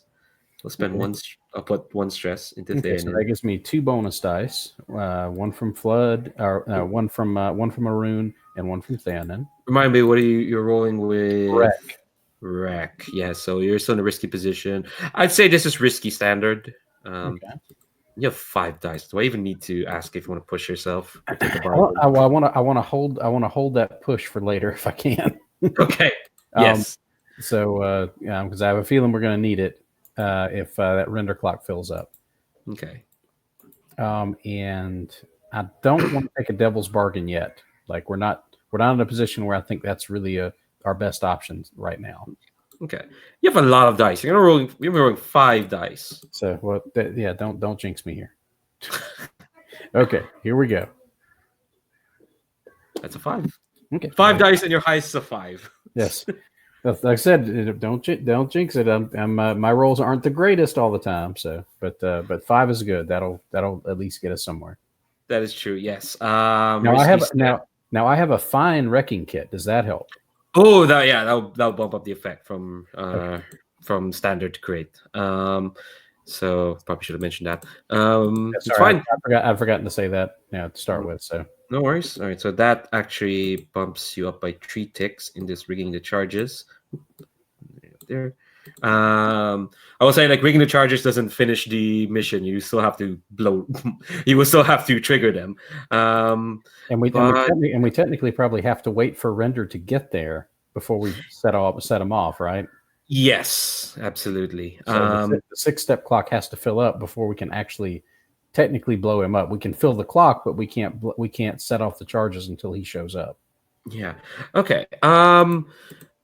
All right, so there's a consequence because it's a 5. So you've rigged up like the first kind of like part, but when you see like the next part, which I imagine is like this pillar, where it's less of a pillar and more like a statue that's kind of like a pillar, is what I'm imagining. What you see, like, oh, that's an aspect you're gonna get, but there are like these 3 horrible looking spiders have kind of like crawled around it, and the gaunts that are on it kind of like stabbing them to like keep them in place. So that's the complication. Do you want to resist that? I would like to resist that, and like to resist it with prowess because Farah's just going to kick those things over the side of that over the side of the crevasse. Just boom. Okay, yeah, Get I 'em was out of gonna. the way. Yeah, prowess makes sense. Do you have That's anything? that's the skill I rolled, so I mean it would make sense from that perspective. But also, like Farah's not going to insight or nuance or talk these things out of anything. She's just going to kick them. That makes sense. Absolutely. All right. Roll your prowess. Okay, Roll your prowess. this should be 3 dice. So if it messes up again, let me know. No worries. Oh yes, we had that entire journey. Oh, there we go. Hell yeah! So no, take no stress. So yeah, Farah, like a walking rook piece, just kind of like brushes the spiders away. Hell yeah! All right. You're still in the game. This is going really well so far. Well, fairly well. Could be going better. But I'm going to turn to Violet and then to Arun. So Violet, looks like they're rigging up. They're doing the rigging quite well, but you can see that like some of there are the the spiders have been brushed away from like the pillar, but absolutely they're still going to be there. And I think they're kind of like crawling towards where you and Valeria are, for sure. And yeah, the spiders just make these horrible skittering noises, phlegmy skittering noises, for sure, because they're undead, so body fluids don't move as much. I'm getting way into the weeds of this. Anyway, yeah, what do you do, Violet? I think Violet is going to try to pick off some of the spiders that are descending from above. We're going to do a real quick flashback. Violet Dancing Wreath spent a lot of time under the dry docks in her lake village, playing with spiders and other kinds of bugs when she was a child. And she leans over and she says, if you look closely, the web comes out from this part, not this part. And she aims at that part as she shoots. Okay, let's see. So you're rolling with shoot. You've got owl sight, so it's all good. Otherwise, it would have been hard to make that shot. This is gonna be risky. Are you using black shot for this? I think she's aiming for the spider, so I think she does not. Oh, the have spiders black are shot. undead as well. Oh, the spiders are undead. Oh, that's news. Okay. In that case, sure, yeah. Okay, yeah, so that'll bump you up from limited to standard. So it's a risky standard. Is anyone helping? I'm imagining this is going to be like a setup action for Arun because you're picking off the spiders. Is that okay? Yeah, that works for me. Cool. Could as Farah is basically kicking spiders around, could it be that basically they're focusing on her since she's basically the biggest, scariest thing around, and pimp kicking spiders off the side of the crevasse has suddenly drawn their attention and like, we need to stop that one. Yes, yeah, absolutely. Love your use of official Legion military jargon there. To kick a spider is to pimp kick them. Hell yeah! So it's like 1 stress to assist. Violet. Do you want to use Flood or Theanin? I think Thanon could. I think maybe the person she leans over to or hollers at is Thanon to point him to the appropriate place to shoot. And Thanon, he wants to get in it. I don't know if he wants to shoot. He wants to get in it. Oh well, he's got a moment or two before he can get in it. Cool. All right. I'll spend 1 more stress of his. Get you an extra die. Do you want to push yourself or take a devil's bargain? No, not this time. Okay. So you have 2 bonus dice, risky good. standard. Sounds good. And this would set up Arun's action. That's a 5. Cool. So you do it, but there's consequence. So yeah, you're just gonna take shots, and that's gonna leave this. That's gonna that will make. Okay, here's what happens. Yes, Farah. The combination of Farah being there and you shooting means they're gonna move away from the pillar that Arun is meant to rig up, but they're moving towards you now, Violet. I think that's going to be the complication, and I think I'm gonna add another tick to the render clock. You can resist either, or both, but that'll be 2 resist rolls. I think that's gonna. I think the spiders are gonna come after you. They're gonna put you, but not everyone else, in a desperate position. Is that okay? That is. Oh yeah, that's great. I love a desperate position. I think I don't have eyes on the render clock here. Okay. Oh, can everyone see the render clock? I just don't know where. It's next to the maw. Next to the maw. Okay. Oh, there we go. I would like to resist I'd like to resist that clock getting a tick. Okay, cool. You are gonna resist, I think, with, let me see here. I'm gonna say insight, just because I think, like, actually no, it's gonna be with prowess, because I think you see the spiders come in, and it's more like come get some sort of moment.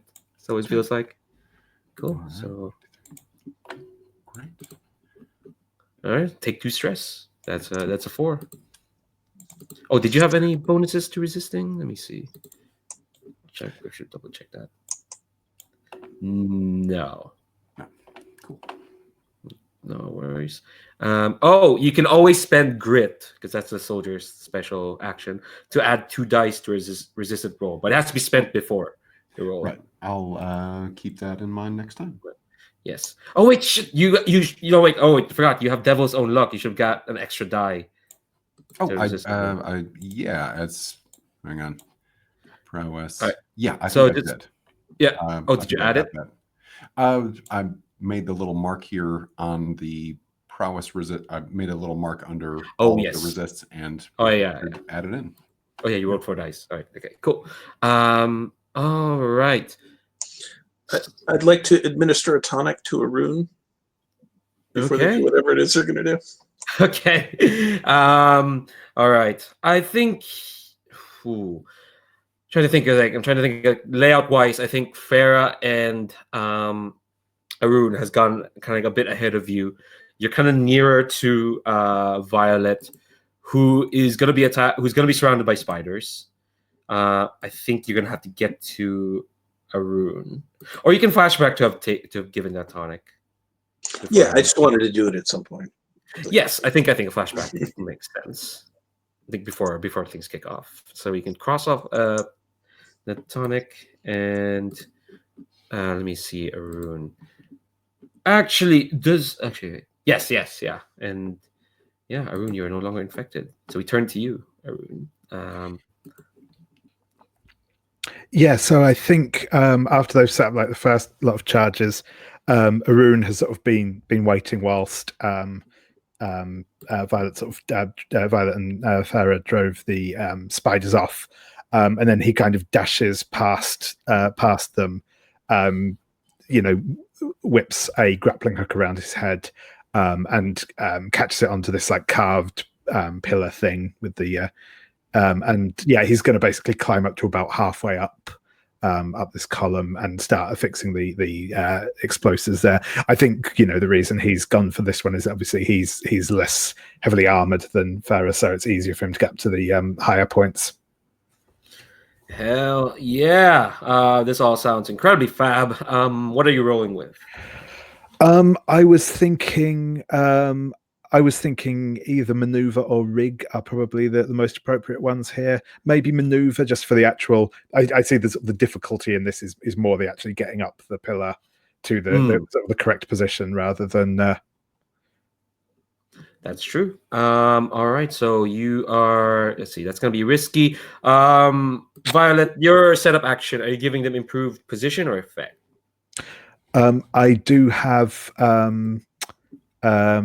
Sorry, I have a fine climbing kit, which I'm hoping will boost my effect slightly. So, okay, so your normal load.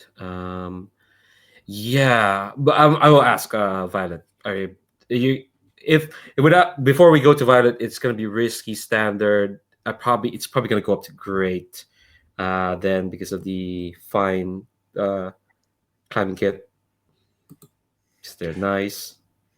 It seems like that setup is more for position than effect. Okay, cool. So yeah, so you're gonna be in a controlled position, Arun. It's gonna be controlled great, which is the safest you can be. You get an extra die because the Lord Keeper told you a specific story. So you get an extra die to maneuver. Oh wait, No, it's specialists oh only. That is specialist. sadly, Yes, yeah. you're a soldier. Yes, not Yeah. specialist.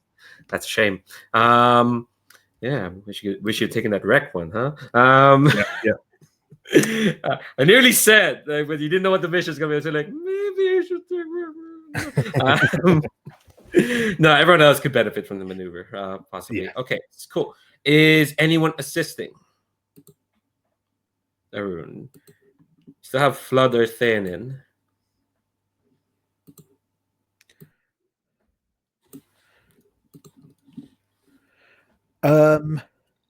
Yeah, I'm wondering. I might tag in Theanin, not Theanin, sorry, Flood, because I think that he's, watching from a kind of a high position, and I think he's able to. I think using the weird acoustics of this place, he's able to kind of warn Arun of like oncoming threats and shoot them if necessary. Hell yeah. So he's probably trying not to give away his position too much until Render turns up. All right, so I'm gonna mark a stress on Flood.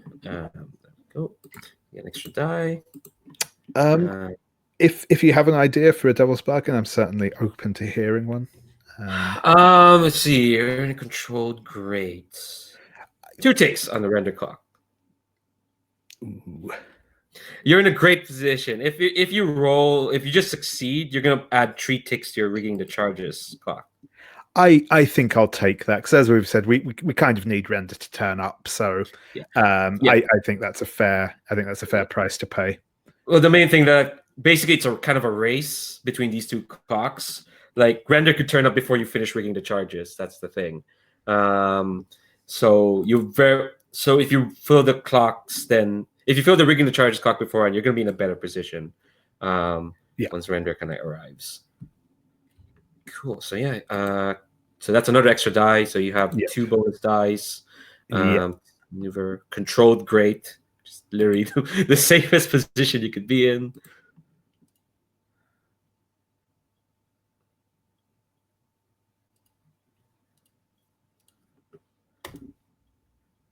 That's a 5. Yeah. Gee, no one's rolling 6s. What happened to our legion of 6s? Where did the 6s go? Still great. So you're still gonna add 3 ticks to rigging the charges. 1, 2, 3.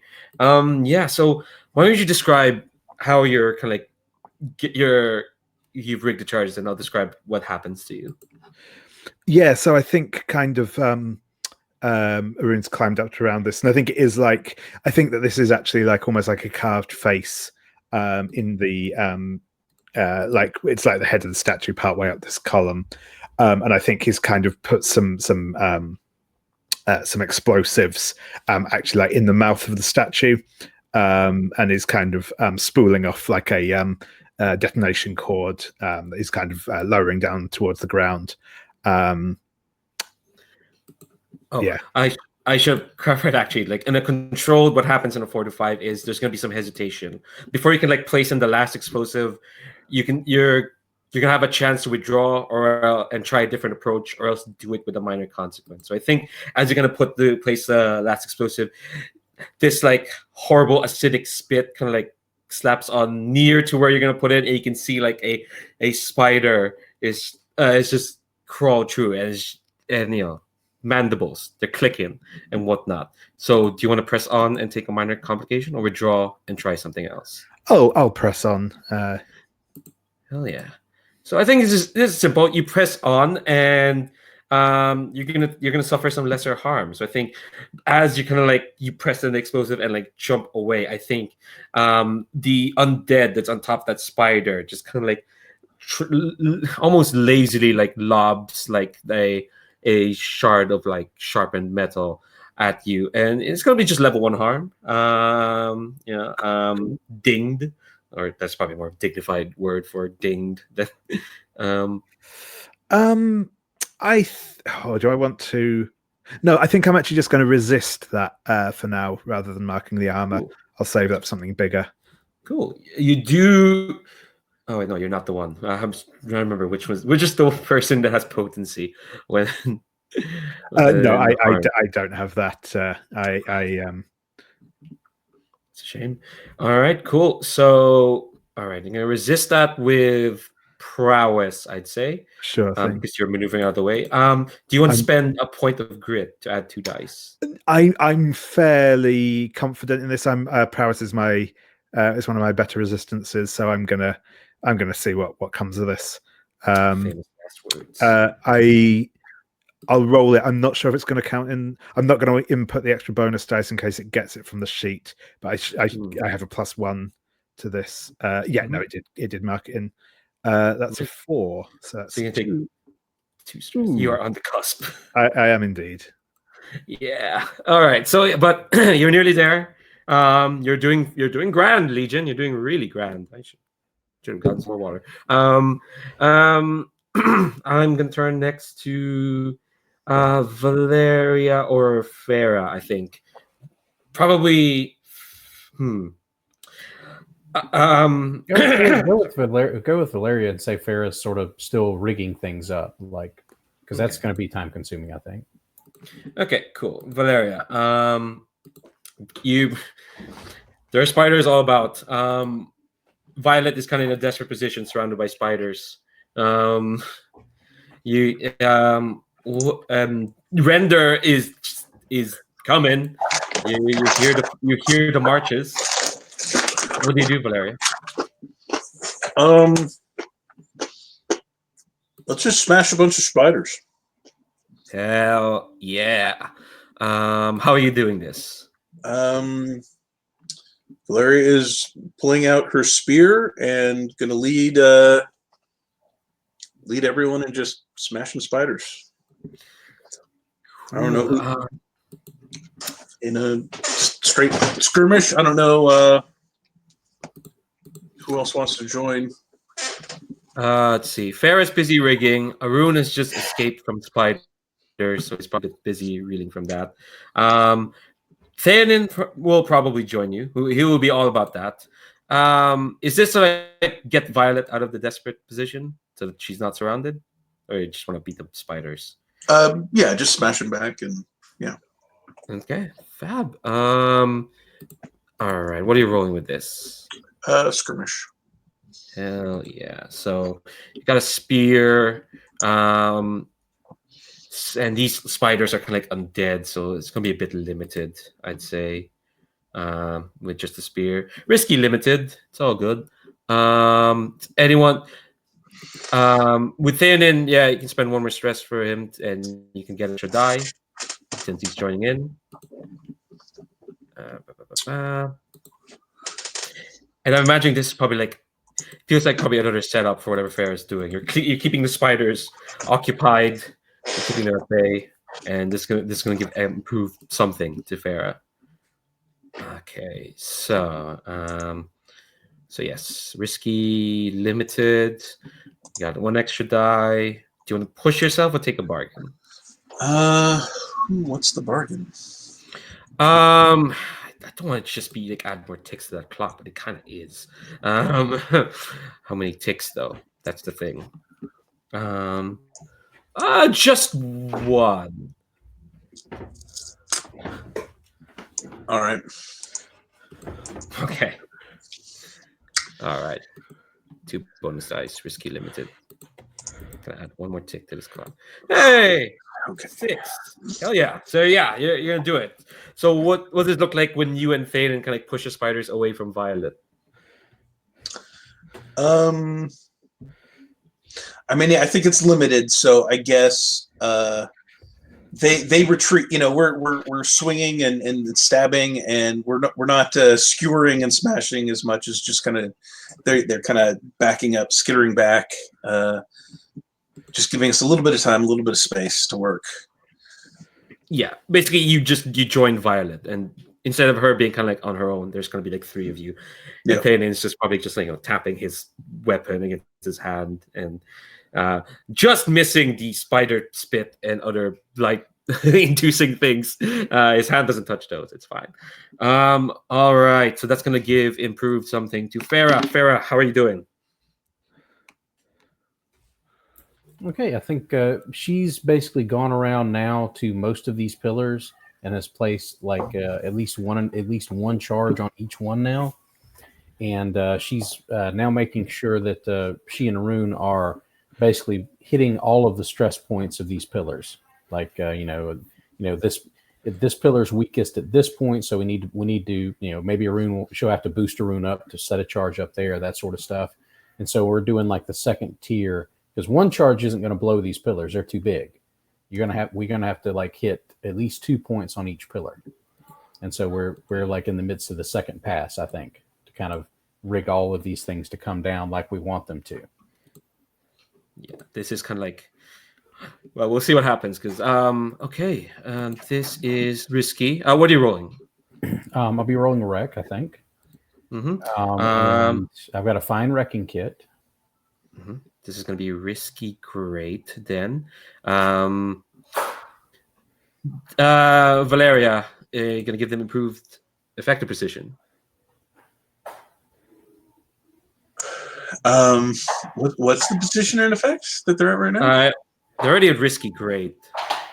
Okay, then there's only 2 ticks left to fill. Yeah, better position then. Yeah.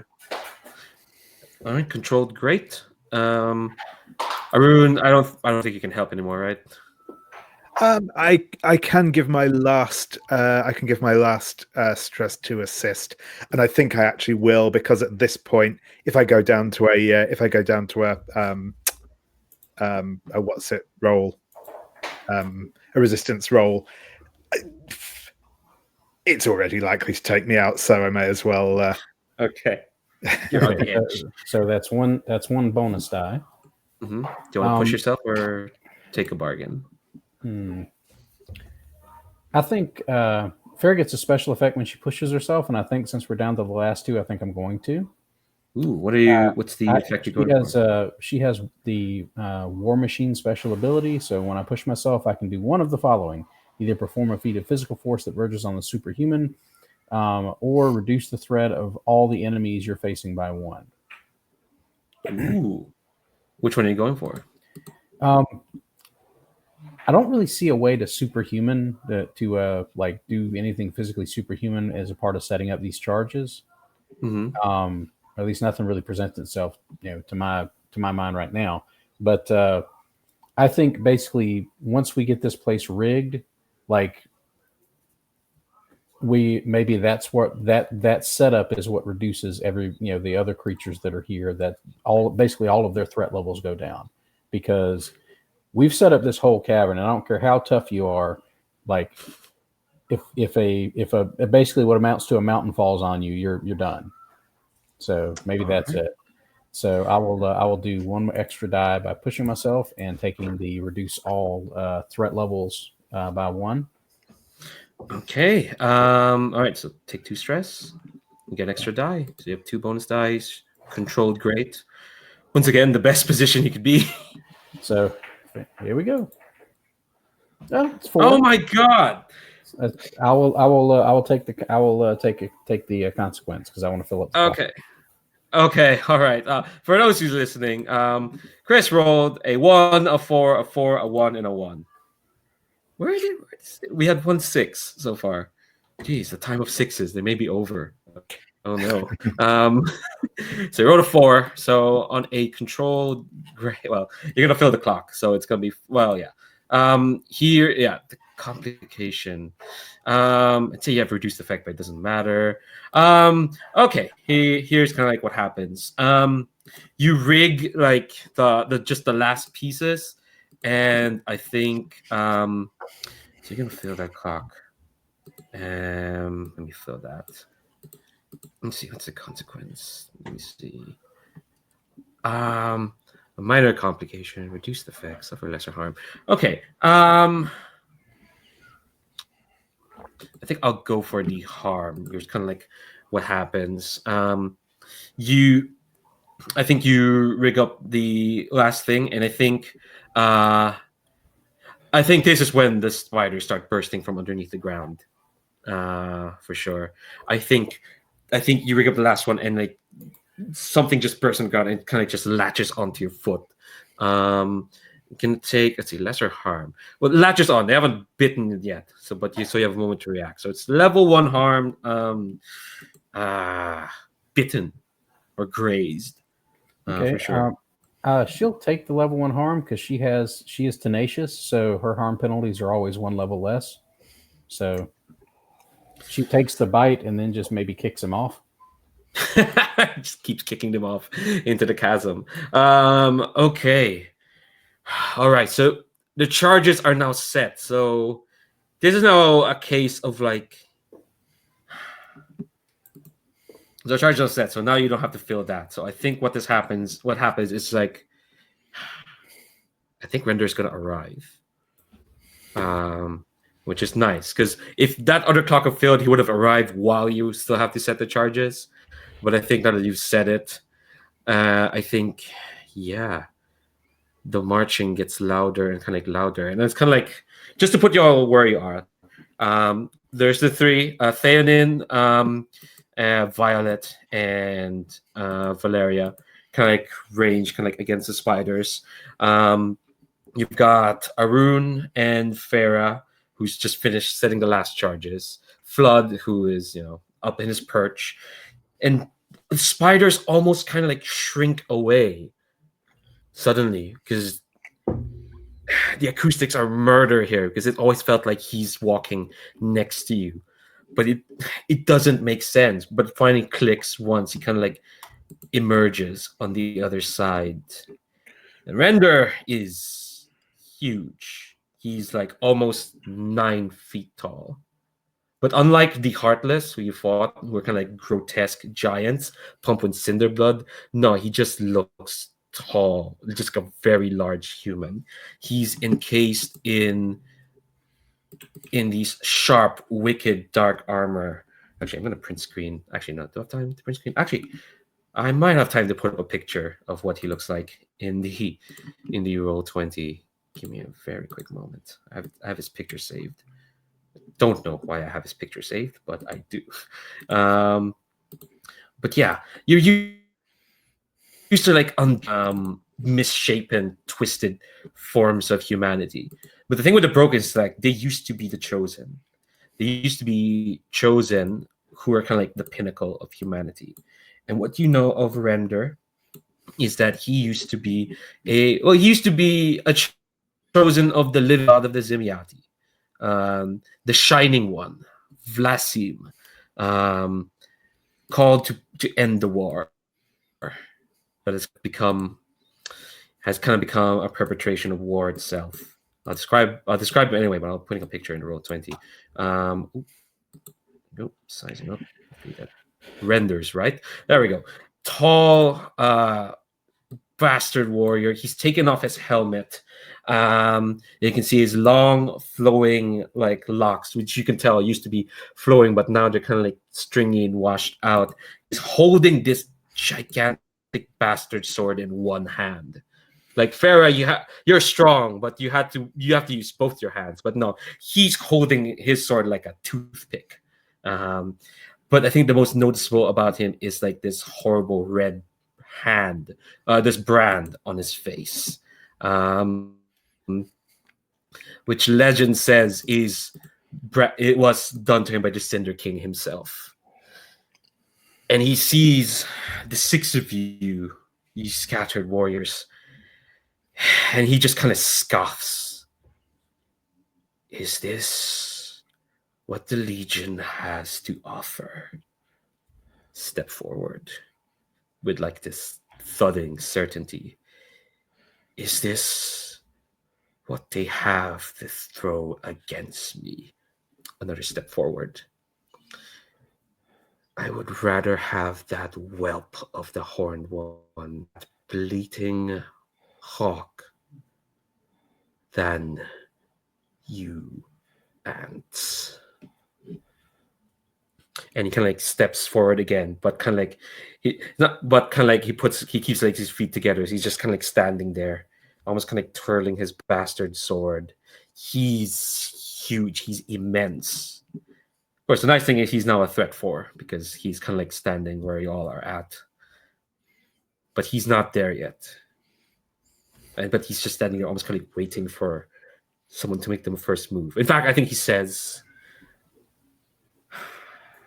"Despite what the legends say, I have a tiny shred of mercy in me. If anyone would like to make their last futile attempt at resistance before I bring them down to earth."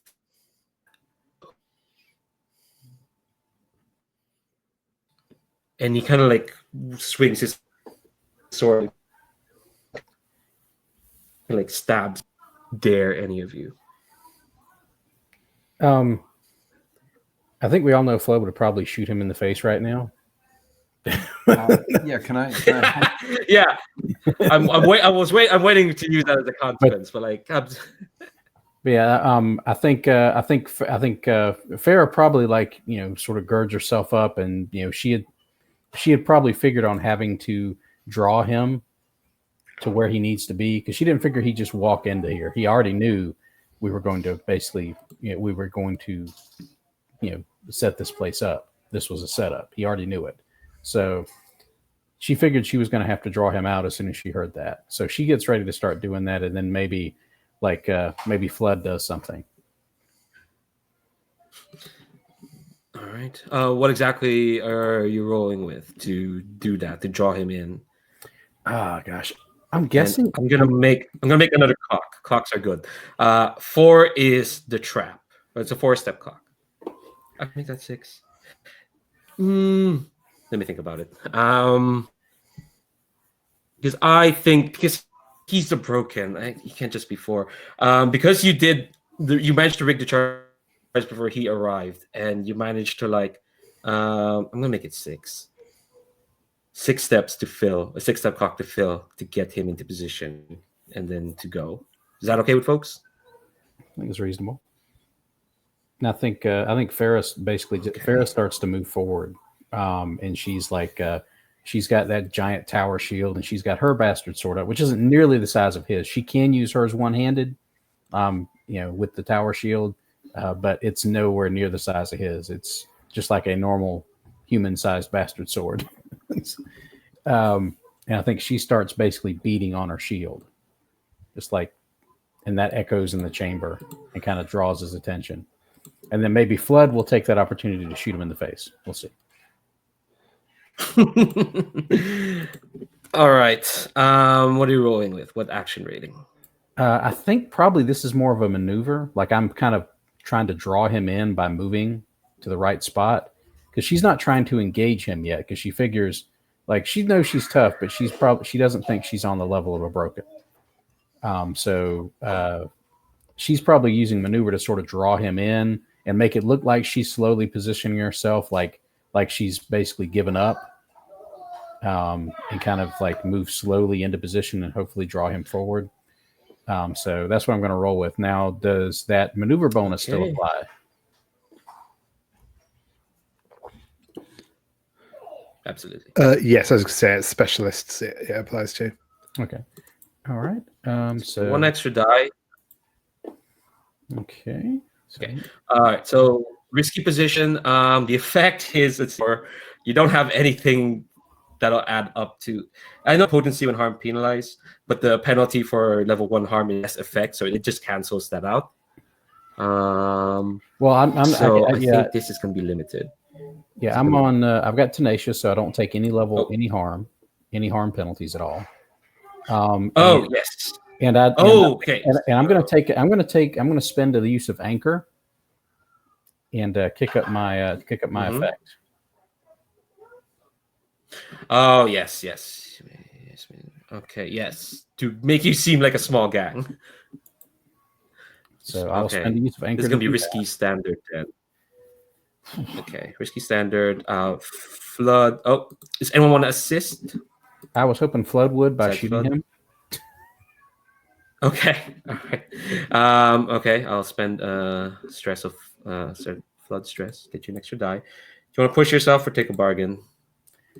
I've already pushed myself, and I worry that I'm going to need to resist. So I'm not gonna throw anything else at it, other than the Okay. bonus dice, the 2 bonus dice I already get from Okay. Do you want to take a from bargain? Flood. What would the bargain be? You're gonna end up in a desperate position because you. The cave-in starts. No, it won't start. You're gonna have his attention. Okay. You're gonna be in a desperate position because he's gonna direct his attention at you. I'll take that one actually. It'll just be Farah, right? That's in the desperate position. Not that doesn't throw everybody into it. Yes. Okay. Yes. I'll take that. He's a bit of a blowhard render. Like, come on, he's not gonna put you all immediately in it. Like Blighter can put you all in a desperate position, but Render is a one big warrior. Okay. Like Blighter can have traps or bombs or whatnot, but Render, he's a bit narrow-minded. That one. So yeah, Okay. you're gonna be in a desperate position. I'll- Take an extra die. Okay. So you have 2 bonus dice. Risky standard. Well, Say. I have 3 because I've got one from that one from the lore master. So I've got 3 total bonus dice. So Good luck. yes. Hey, there's a 6. Holy moly! So you're gonna add 3 ticks to this trap. Whew. I think he sees you, Farah, and he just says, "Landgrave Farah, killer of the Doctor, of Eater, of the Vulture, and others. You would make a worthy warrior for my cause." And with like just incredible speed. You don't even know if he had the time to like take the sword out. But like, I think if not for Flood shooting, he would have cut you in half, Farah. Instead, his sword, Flood makes the shot and the sword, and it bounces against his sword. It just pushes it by a few inches, and it lands next to you, Farah. You're now in a desperate position. Everyone else, Farah's in a desperate position, but you're 3 ticks away from this trap. What do y'all want to do? I'm gonna turn to, let's see who's up next. I think there's actually Arun who hasn't gone yet. We're gonna go to Arun or Violet. Yeah, so I think Arun kind of ducked behind one of the columns as Render sort of made his big entrance, and I think what Arun is going to do is he's going to kind of lean out from the from sort of behind the pillar, take a pot shot, like largely in Render's direction rather than trying to hit him, then kind of like ducks out, rolls, moves over to another pillar, reloads, takes another shot. But whilst he's doing this, he's got his oil flask inverted, hanging from his belt. He's laying a trail of oil behind him as he goes, so he's got kind of a secondary detonator for the explosives. Oh yeah, what are you rolling with? Probably rig, I think, makes the most sense for this. Okay. I'd say again either rig or maneuver, but it's the same dice, so I'll go for rig, I think, in this circumstance. Okay, so you're still in a risky position. Unfortunately, Render is level 4. It would have been level 5 if not for Farah. So this is gonna be a bit limited, I'd say, because you're not directly attacking him, but like still setting this up. No, that is absolutely fair. Yeah. Anyone assisting Arun in this maneuver? Cool. Valeria, how are you assisting? Good question.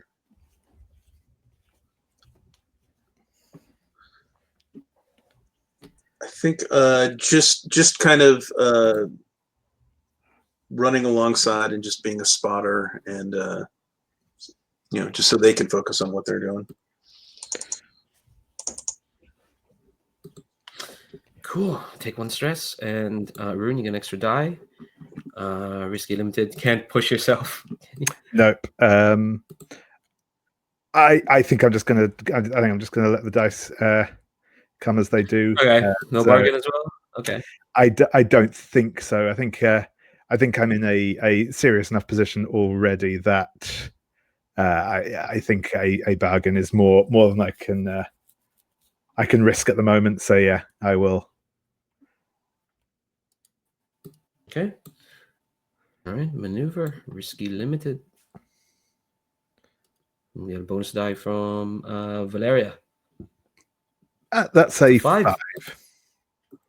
Cool. Unlimited. So you're gonna add 1 tick. Okay. I think what's gonna happen is you have them all. You sell off the oil. You've got it all going. But you set with Valeria as well. But I think as soon as like Render is made attack, other troops can like burst into action. So a spider is gonna land on the both of you. And you're gonna be in a desperate position. Do I want to add anything else? No. Let's see. No. I think that's fine. I'm just thinking because like I'll put you in a desperate position, but we are like 2 ticks away from triggering this trap. So make you spend your resources. Ooh, Yeah. I think I've not done this yet with a character, so I am going to attempt to resist that consequence. And Okay, you do realize you have to get a 6. Yeah, Valeria could step in and reserve for you if you want. no, I think it's Valeria can okay. absolutely do that. I'm sanguine about this. Okay. Cool. Roll your. I think this is going to be within. No. This is going to be prowess because Prowess. Yeah, sure. you want a spider to land on you. Yeah. Hey, That's a 6. Yeah. Hey. So I think kind of I think maybe like we see like a spider about to leap down, but I think Arun kind of grabs Valeria and kind of dives to the side with her before it kind of lands on them both.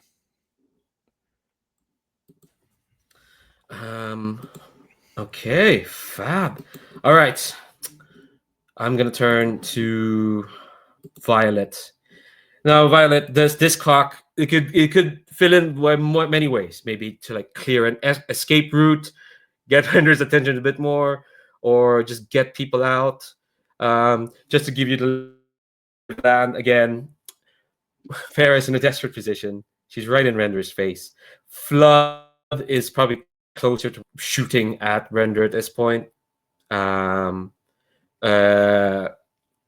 There's now an intricate oil system that's been set up by Arun, so that for when you all leave, so that Render can be like stymied, just be trapped here. But yeah, Violet, what do you do? I think. All right. Hear me out. While Farah was sort of facing off against Render, Violet quietly reached in her pack, found her climbing kit, the rope from her climbing kit, handed one end to Theonin and said, all right, follow my lead.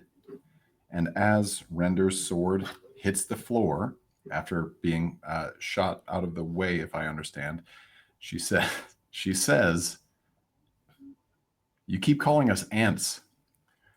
That's not a bad thing. A lot of ants can do really cool stuff. And she and Theonin run on opposite sides of Render, attempting to trip him up or at least entangle him a little bit with this rope. While this is happening, Theonin is wishing that you could have said something more badass than that. Yeah, she's not really good at saying badass stuff. He's privately he's a bit ashamed. I Okay. think this is a maneuver. Is what I will pitch. Okay. And I think Violet is gonna push herself. Not taking her up as well. Uh-huh. Oh my god. All right. It's a fine climbing kit. So again, that puts you up to let's see, he's level 4. To yeah, it's still a bit limited. Theanen's help can, instead of giving you a die, can up. Oh, I Your think that's a effect. great idea. Yeah. Okay, cool. Mark stress on him. He is LA as well. If you do this, the clock fills. If this is a success, how was your maneuver? It's 1. It's okay. Could be good. So you cut out a little bit Okay. here. So it sounds like it's a risky and with Theanen's Standard. Yeah. Okay. Great. Risky. Oh yeah. No. Yeah, risky. you go Yes, from limited to risky standard. and standard. Great. And I get 1 bonus die from pushing myself. All right. Here we go. And it is. Ooh, it's a 4. Okay, so here's the consequence. There's still going to be a consequence. You filled up the clock, but I think. Okay, here's the consequence. You like say that, but as soon you make the circuit, you kind of go over the ropes, and I think Render will just kind of like let go of the sword. Oh no, with his free hand, kind of like take one big punch, and he's gonna catch Theoden right in the face, and he's gonna take level 3 harm, and it's gonna send him flying. Wait. Do we really want to resist that? Level 3 harm. I mean, I can make it level 4, and then you'll have to resist it. There has to be some consequences for this. I can say level 4 right now. If you, No, I was just joking. I was like, I know it's Theoden. Yeah, that's the joke. Okay. Clearly, I should pick a bit better target. But yeah, do you want to resist that? Yeah. We'll give it a shot. All right. Let's see here. So, Okay. yeah. I'm gonna resist that with. I'm thinking that's a prowess resist. You think? Yeah, I'd say it's been a lot of prowess. Yes, for sure. Okay. Do you have? Oh, you get an extra die. Oh, right, added it in. Can you remind me? You- We got this special armor from our last chosen upgrade. Oh yes. That can add a die to physical resisting physical consequences. Does that sound right? You can spend special armor to resist physical consequences. The thing is, that would be if it was happening to you, but this is happening to Theoden. Great. That clarifies the question. Cool. Basically, that special is just like extra armor. Okay. That ability. That's cool with me. All right. Still looks like a 4. Was this a? Oh, this was risky. Okay. Cool. I can. Well, I have one idea. Depending on what your stress level is right now, Dan, I have anchor, and one of my abilities is I can spend anchor as special armor for any squad that I'm defending. And technically, I'm defending all the squad, so I can use bulwark to basically spend an anchor point and resist that consequence. Oh, I see. As like a special armor thing. Ooh. If you're close to like filling up on your stress track, I'm not sure where you are. Oh yeah, she's super close to filling up on her stress track, but I think it's cool for her to have a trauma, and it sounds like this will be her last useful action. Okay. Cool. Cool. Yeah. Oh. Oh, it's a 6. See, all right, yeah, you gain no stress. It's amazing. Okay, so how do you save Theoden from getting his face smashed in? All right. So I think that Violet sees the windup to this punch and is able to pull her end of the rope, offsetting Theonen's course by just enough that the fist in mid-flight just brushes across the tip of Theonen's nose, missing him almost entirely.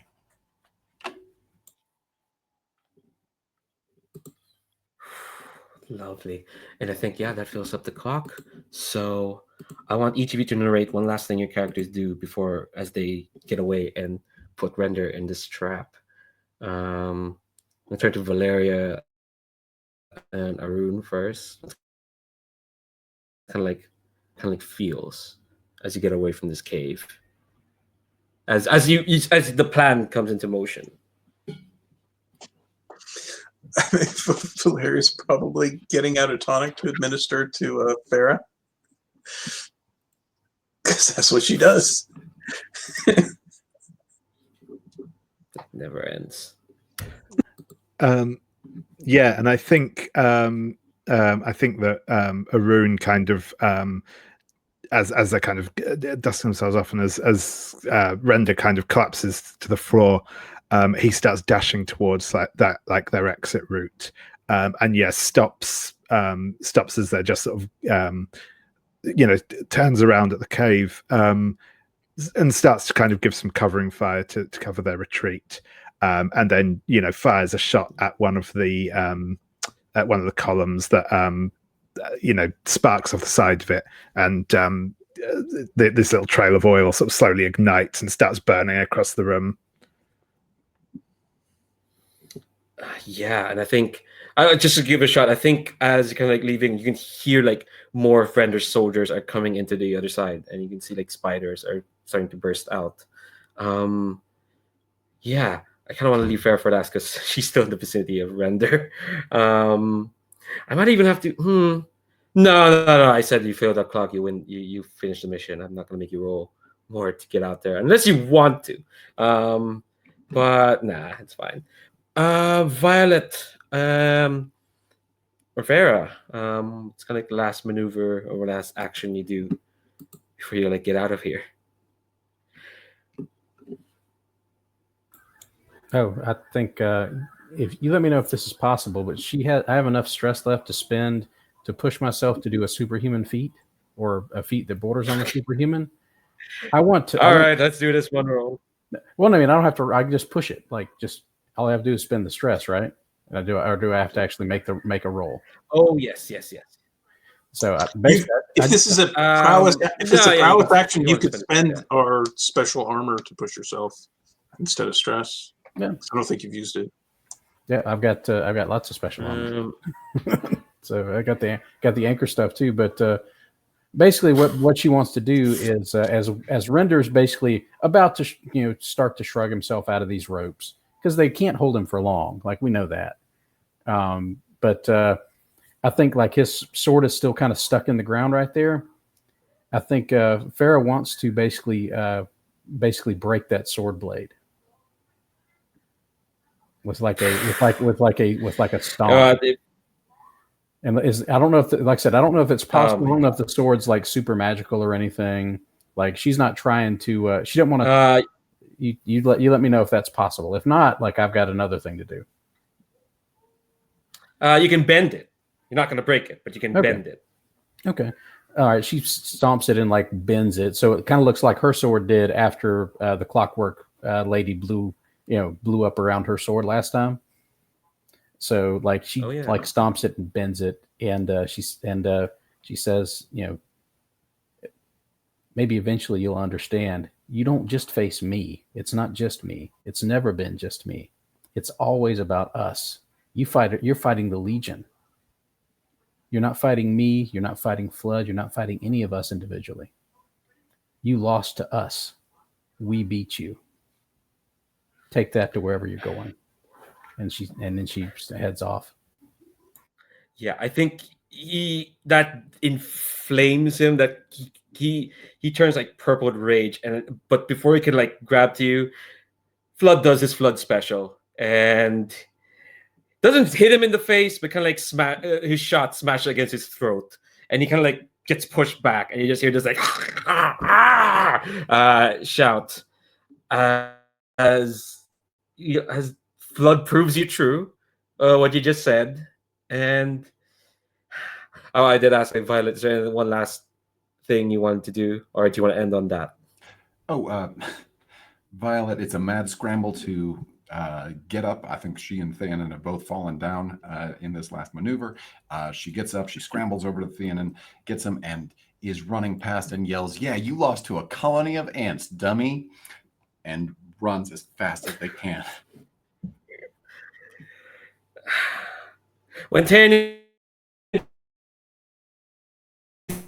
tells this story, she's all right, yeah, and I think y'all leave, and as soon as everyone's clear, Render is like almost he's been rendered, kind of like speechless as the explosives go off, and this cave collapses upon him, sealing this route and him and his what forces he brought here in this cave.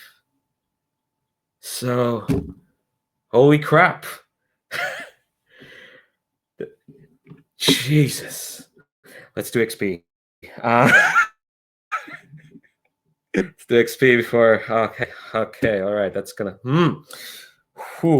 All right. XP. Let's do this. All right. So for everyone, take 1 XP if you survive the mission. If you brought into play your heritage or traumas, 2 XP if you did both. Again, heritage is if you use a trait.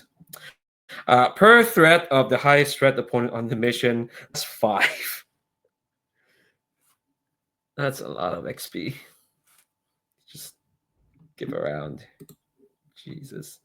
And then playbook specific XP. Farah, did you help your squad through might or fortitude?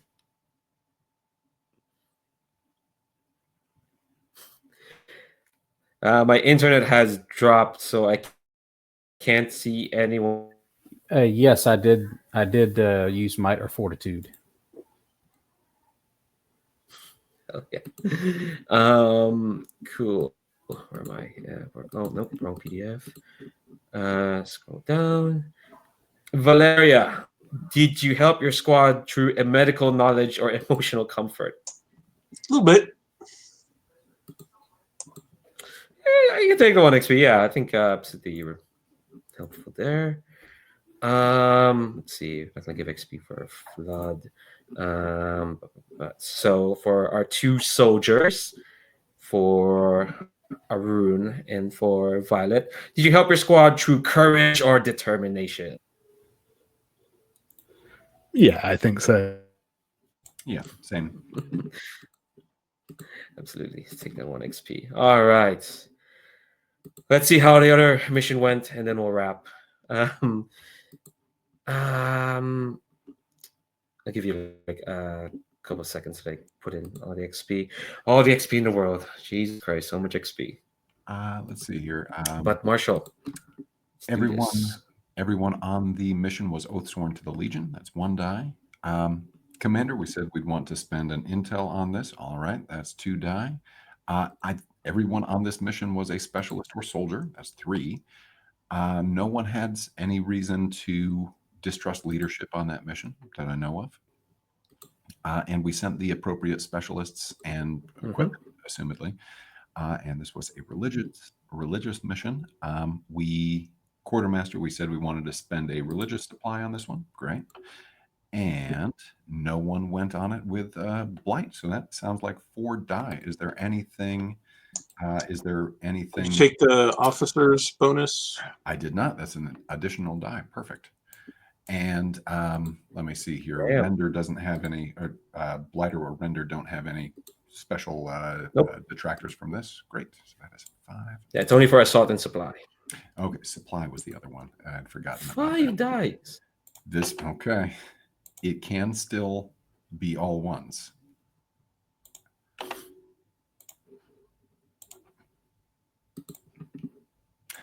Hey, 4. Hey, all right. Yeah, so on our 4,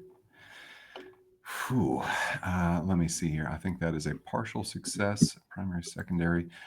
We can fail the mission, Yeah. Oh, or we can succeed. Sorry, my internet is being slow. Oh, okay. Sorry, I didn't see the roll. What was the roll? 4 is the greatest. Because my internet's being interrupted. Is roll 20 updating? Okay, 4. Ooh. Yeah. 5 dice. Okay. Yeah, we can All right. have our all specialists. So you can fail. Yeah. All specialists can take 2 harm on that mission, and I think we sent 3 Yes. folks. Or we can lose. We can lose a couple of soldiers. Oof, that is a tough call. I think that 2 harm. Yeah. Oh yeah, soldiers. Yeah, and like well-loved soldiers as well. Oh yeah, yeah. Okay. See, this is why you send rookies. Because if you're not sent soldiers, I would have maybe take the 2 deaths, and we're gonna take 2 more deaths for the penalty for not doing the first mission, and then get another unless you want to do that. But no, I'd say save all the soldiers you can for Skydagger Keep, because that's gonna be a biggie. Do you have like a one cycle of? You have one campaign phase to like do healing and whatnot next session anyway, because you're still gonna be at the mob before you advance. So is everyone good with taking harm to succeed in that mission? We can choose to have the mission fail. Oh, yeah, sounds fine. Okay. God. Okay. Well, that was Jesus.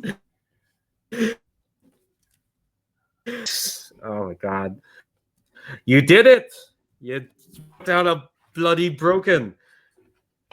I mean, I could never foresee that happening, especially in the first couple of sessions where we're losing rookies left, right, and center to engagement roles. Oh my God. That was fab. That was fab as always. I always want to get that on the record. I'll apply the rewards from this mission in between now and then next week. But one last thing, Commander, are we advancing to Skydagger Keep next week? Yes. Okay, and I'm not going to ask you for a focus because there are only Skydagger Keep is set. Skydagger Keep is locked in. There's I think you're going to do well. Legion's going to survive. Also, what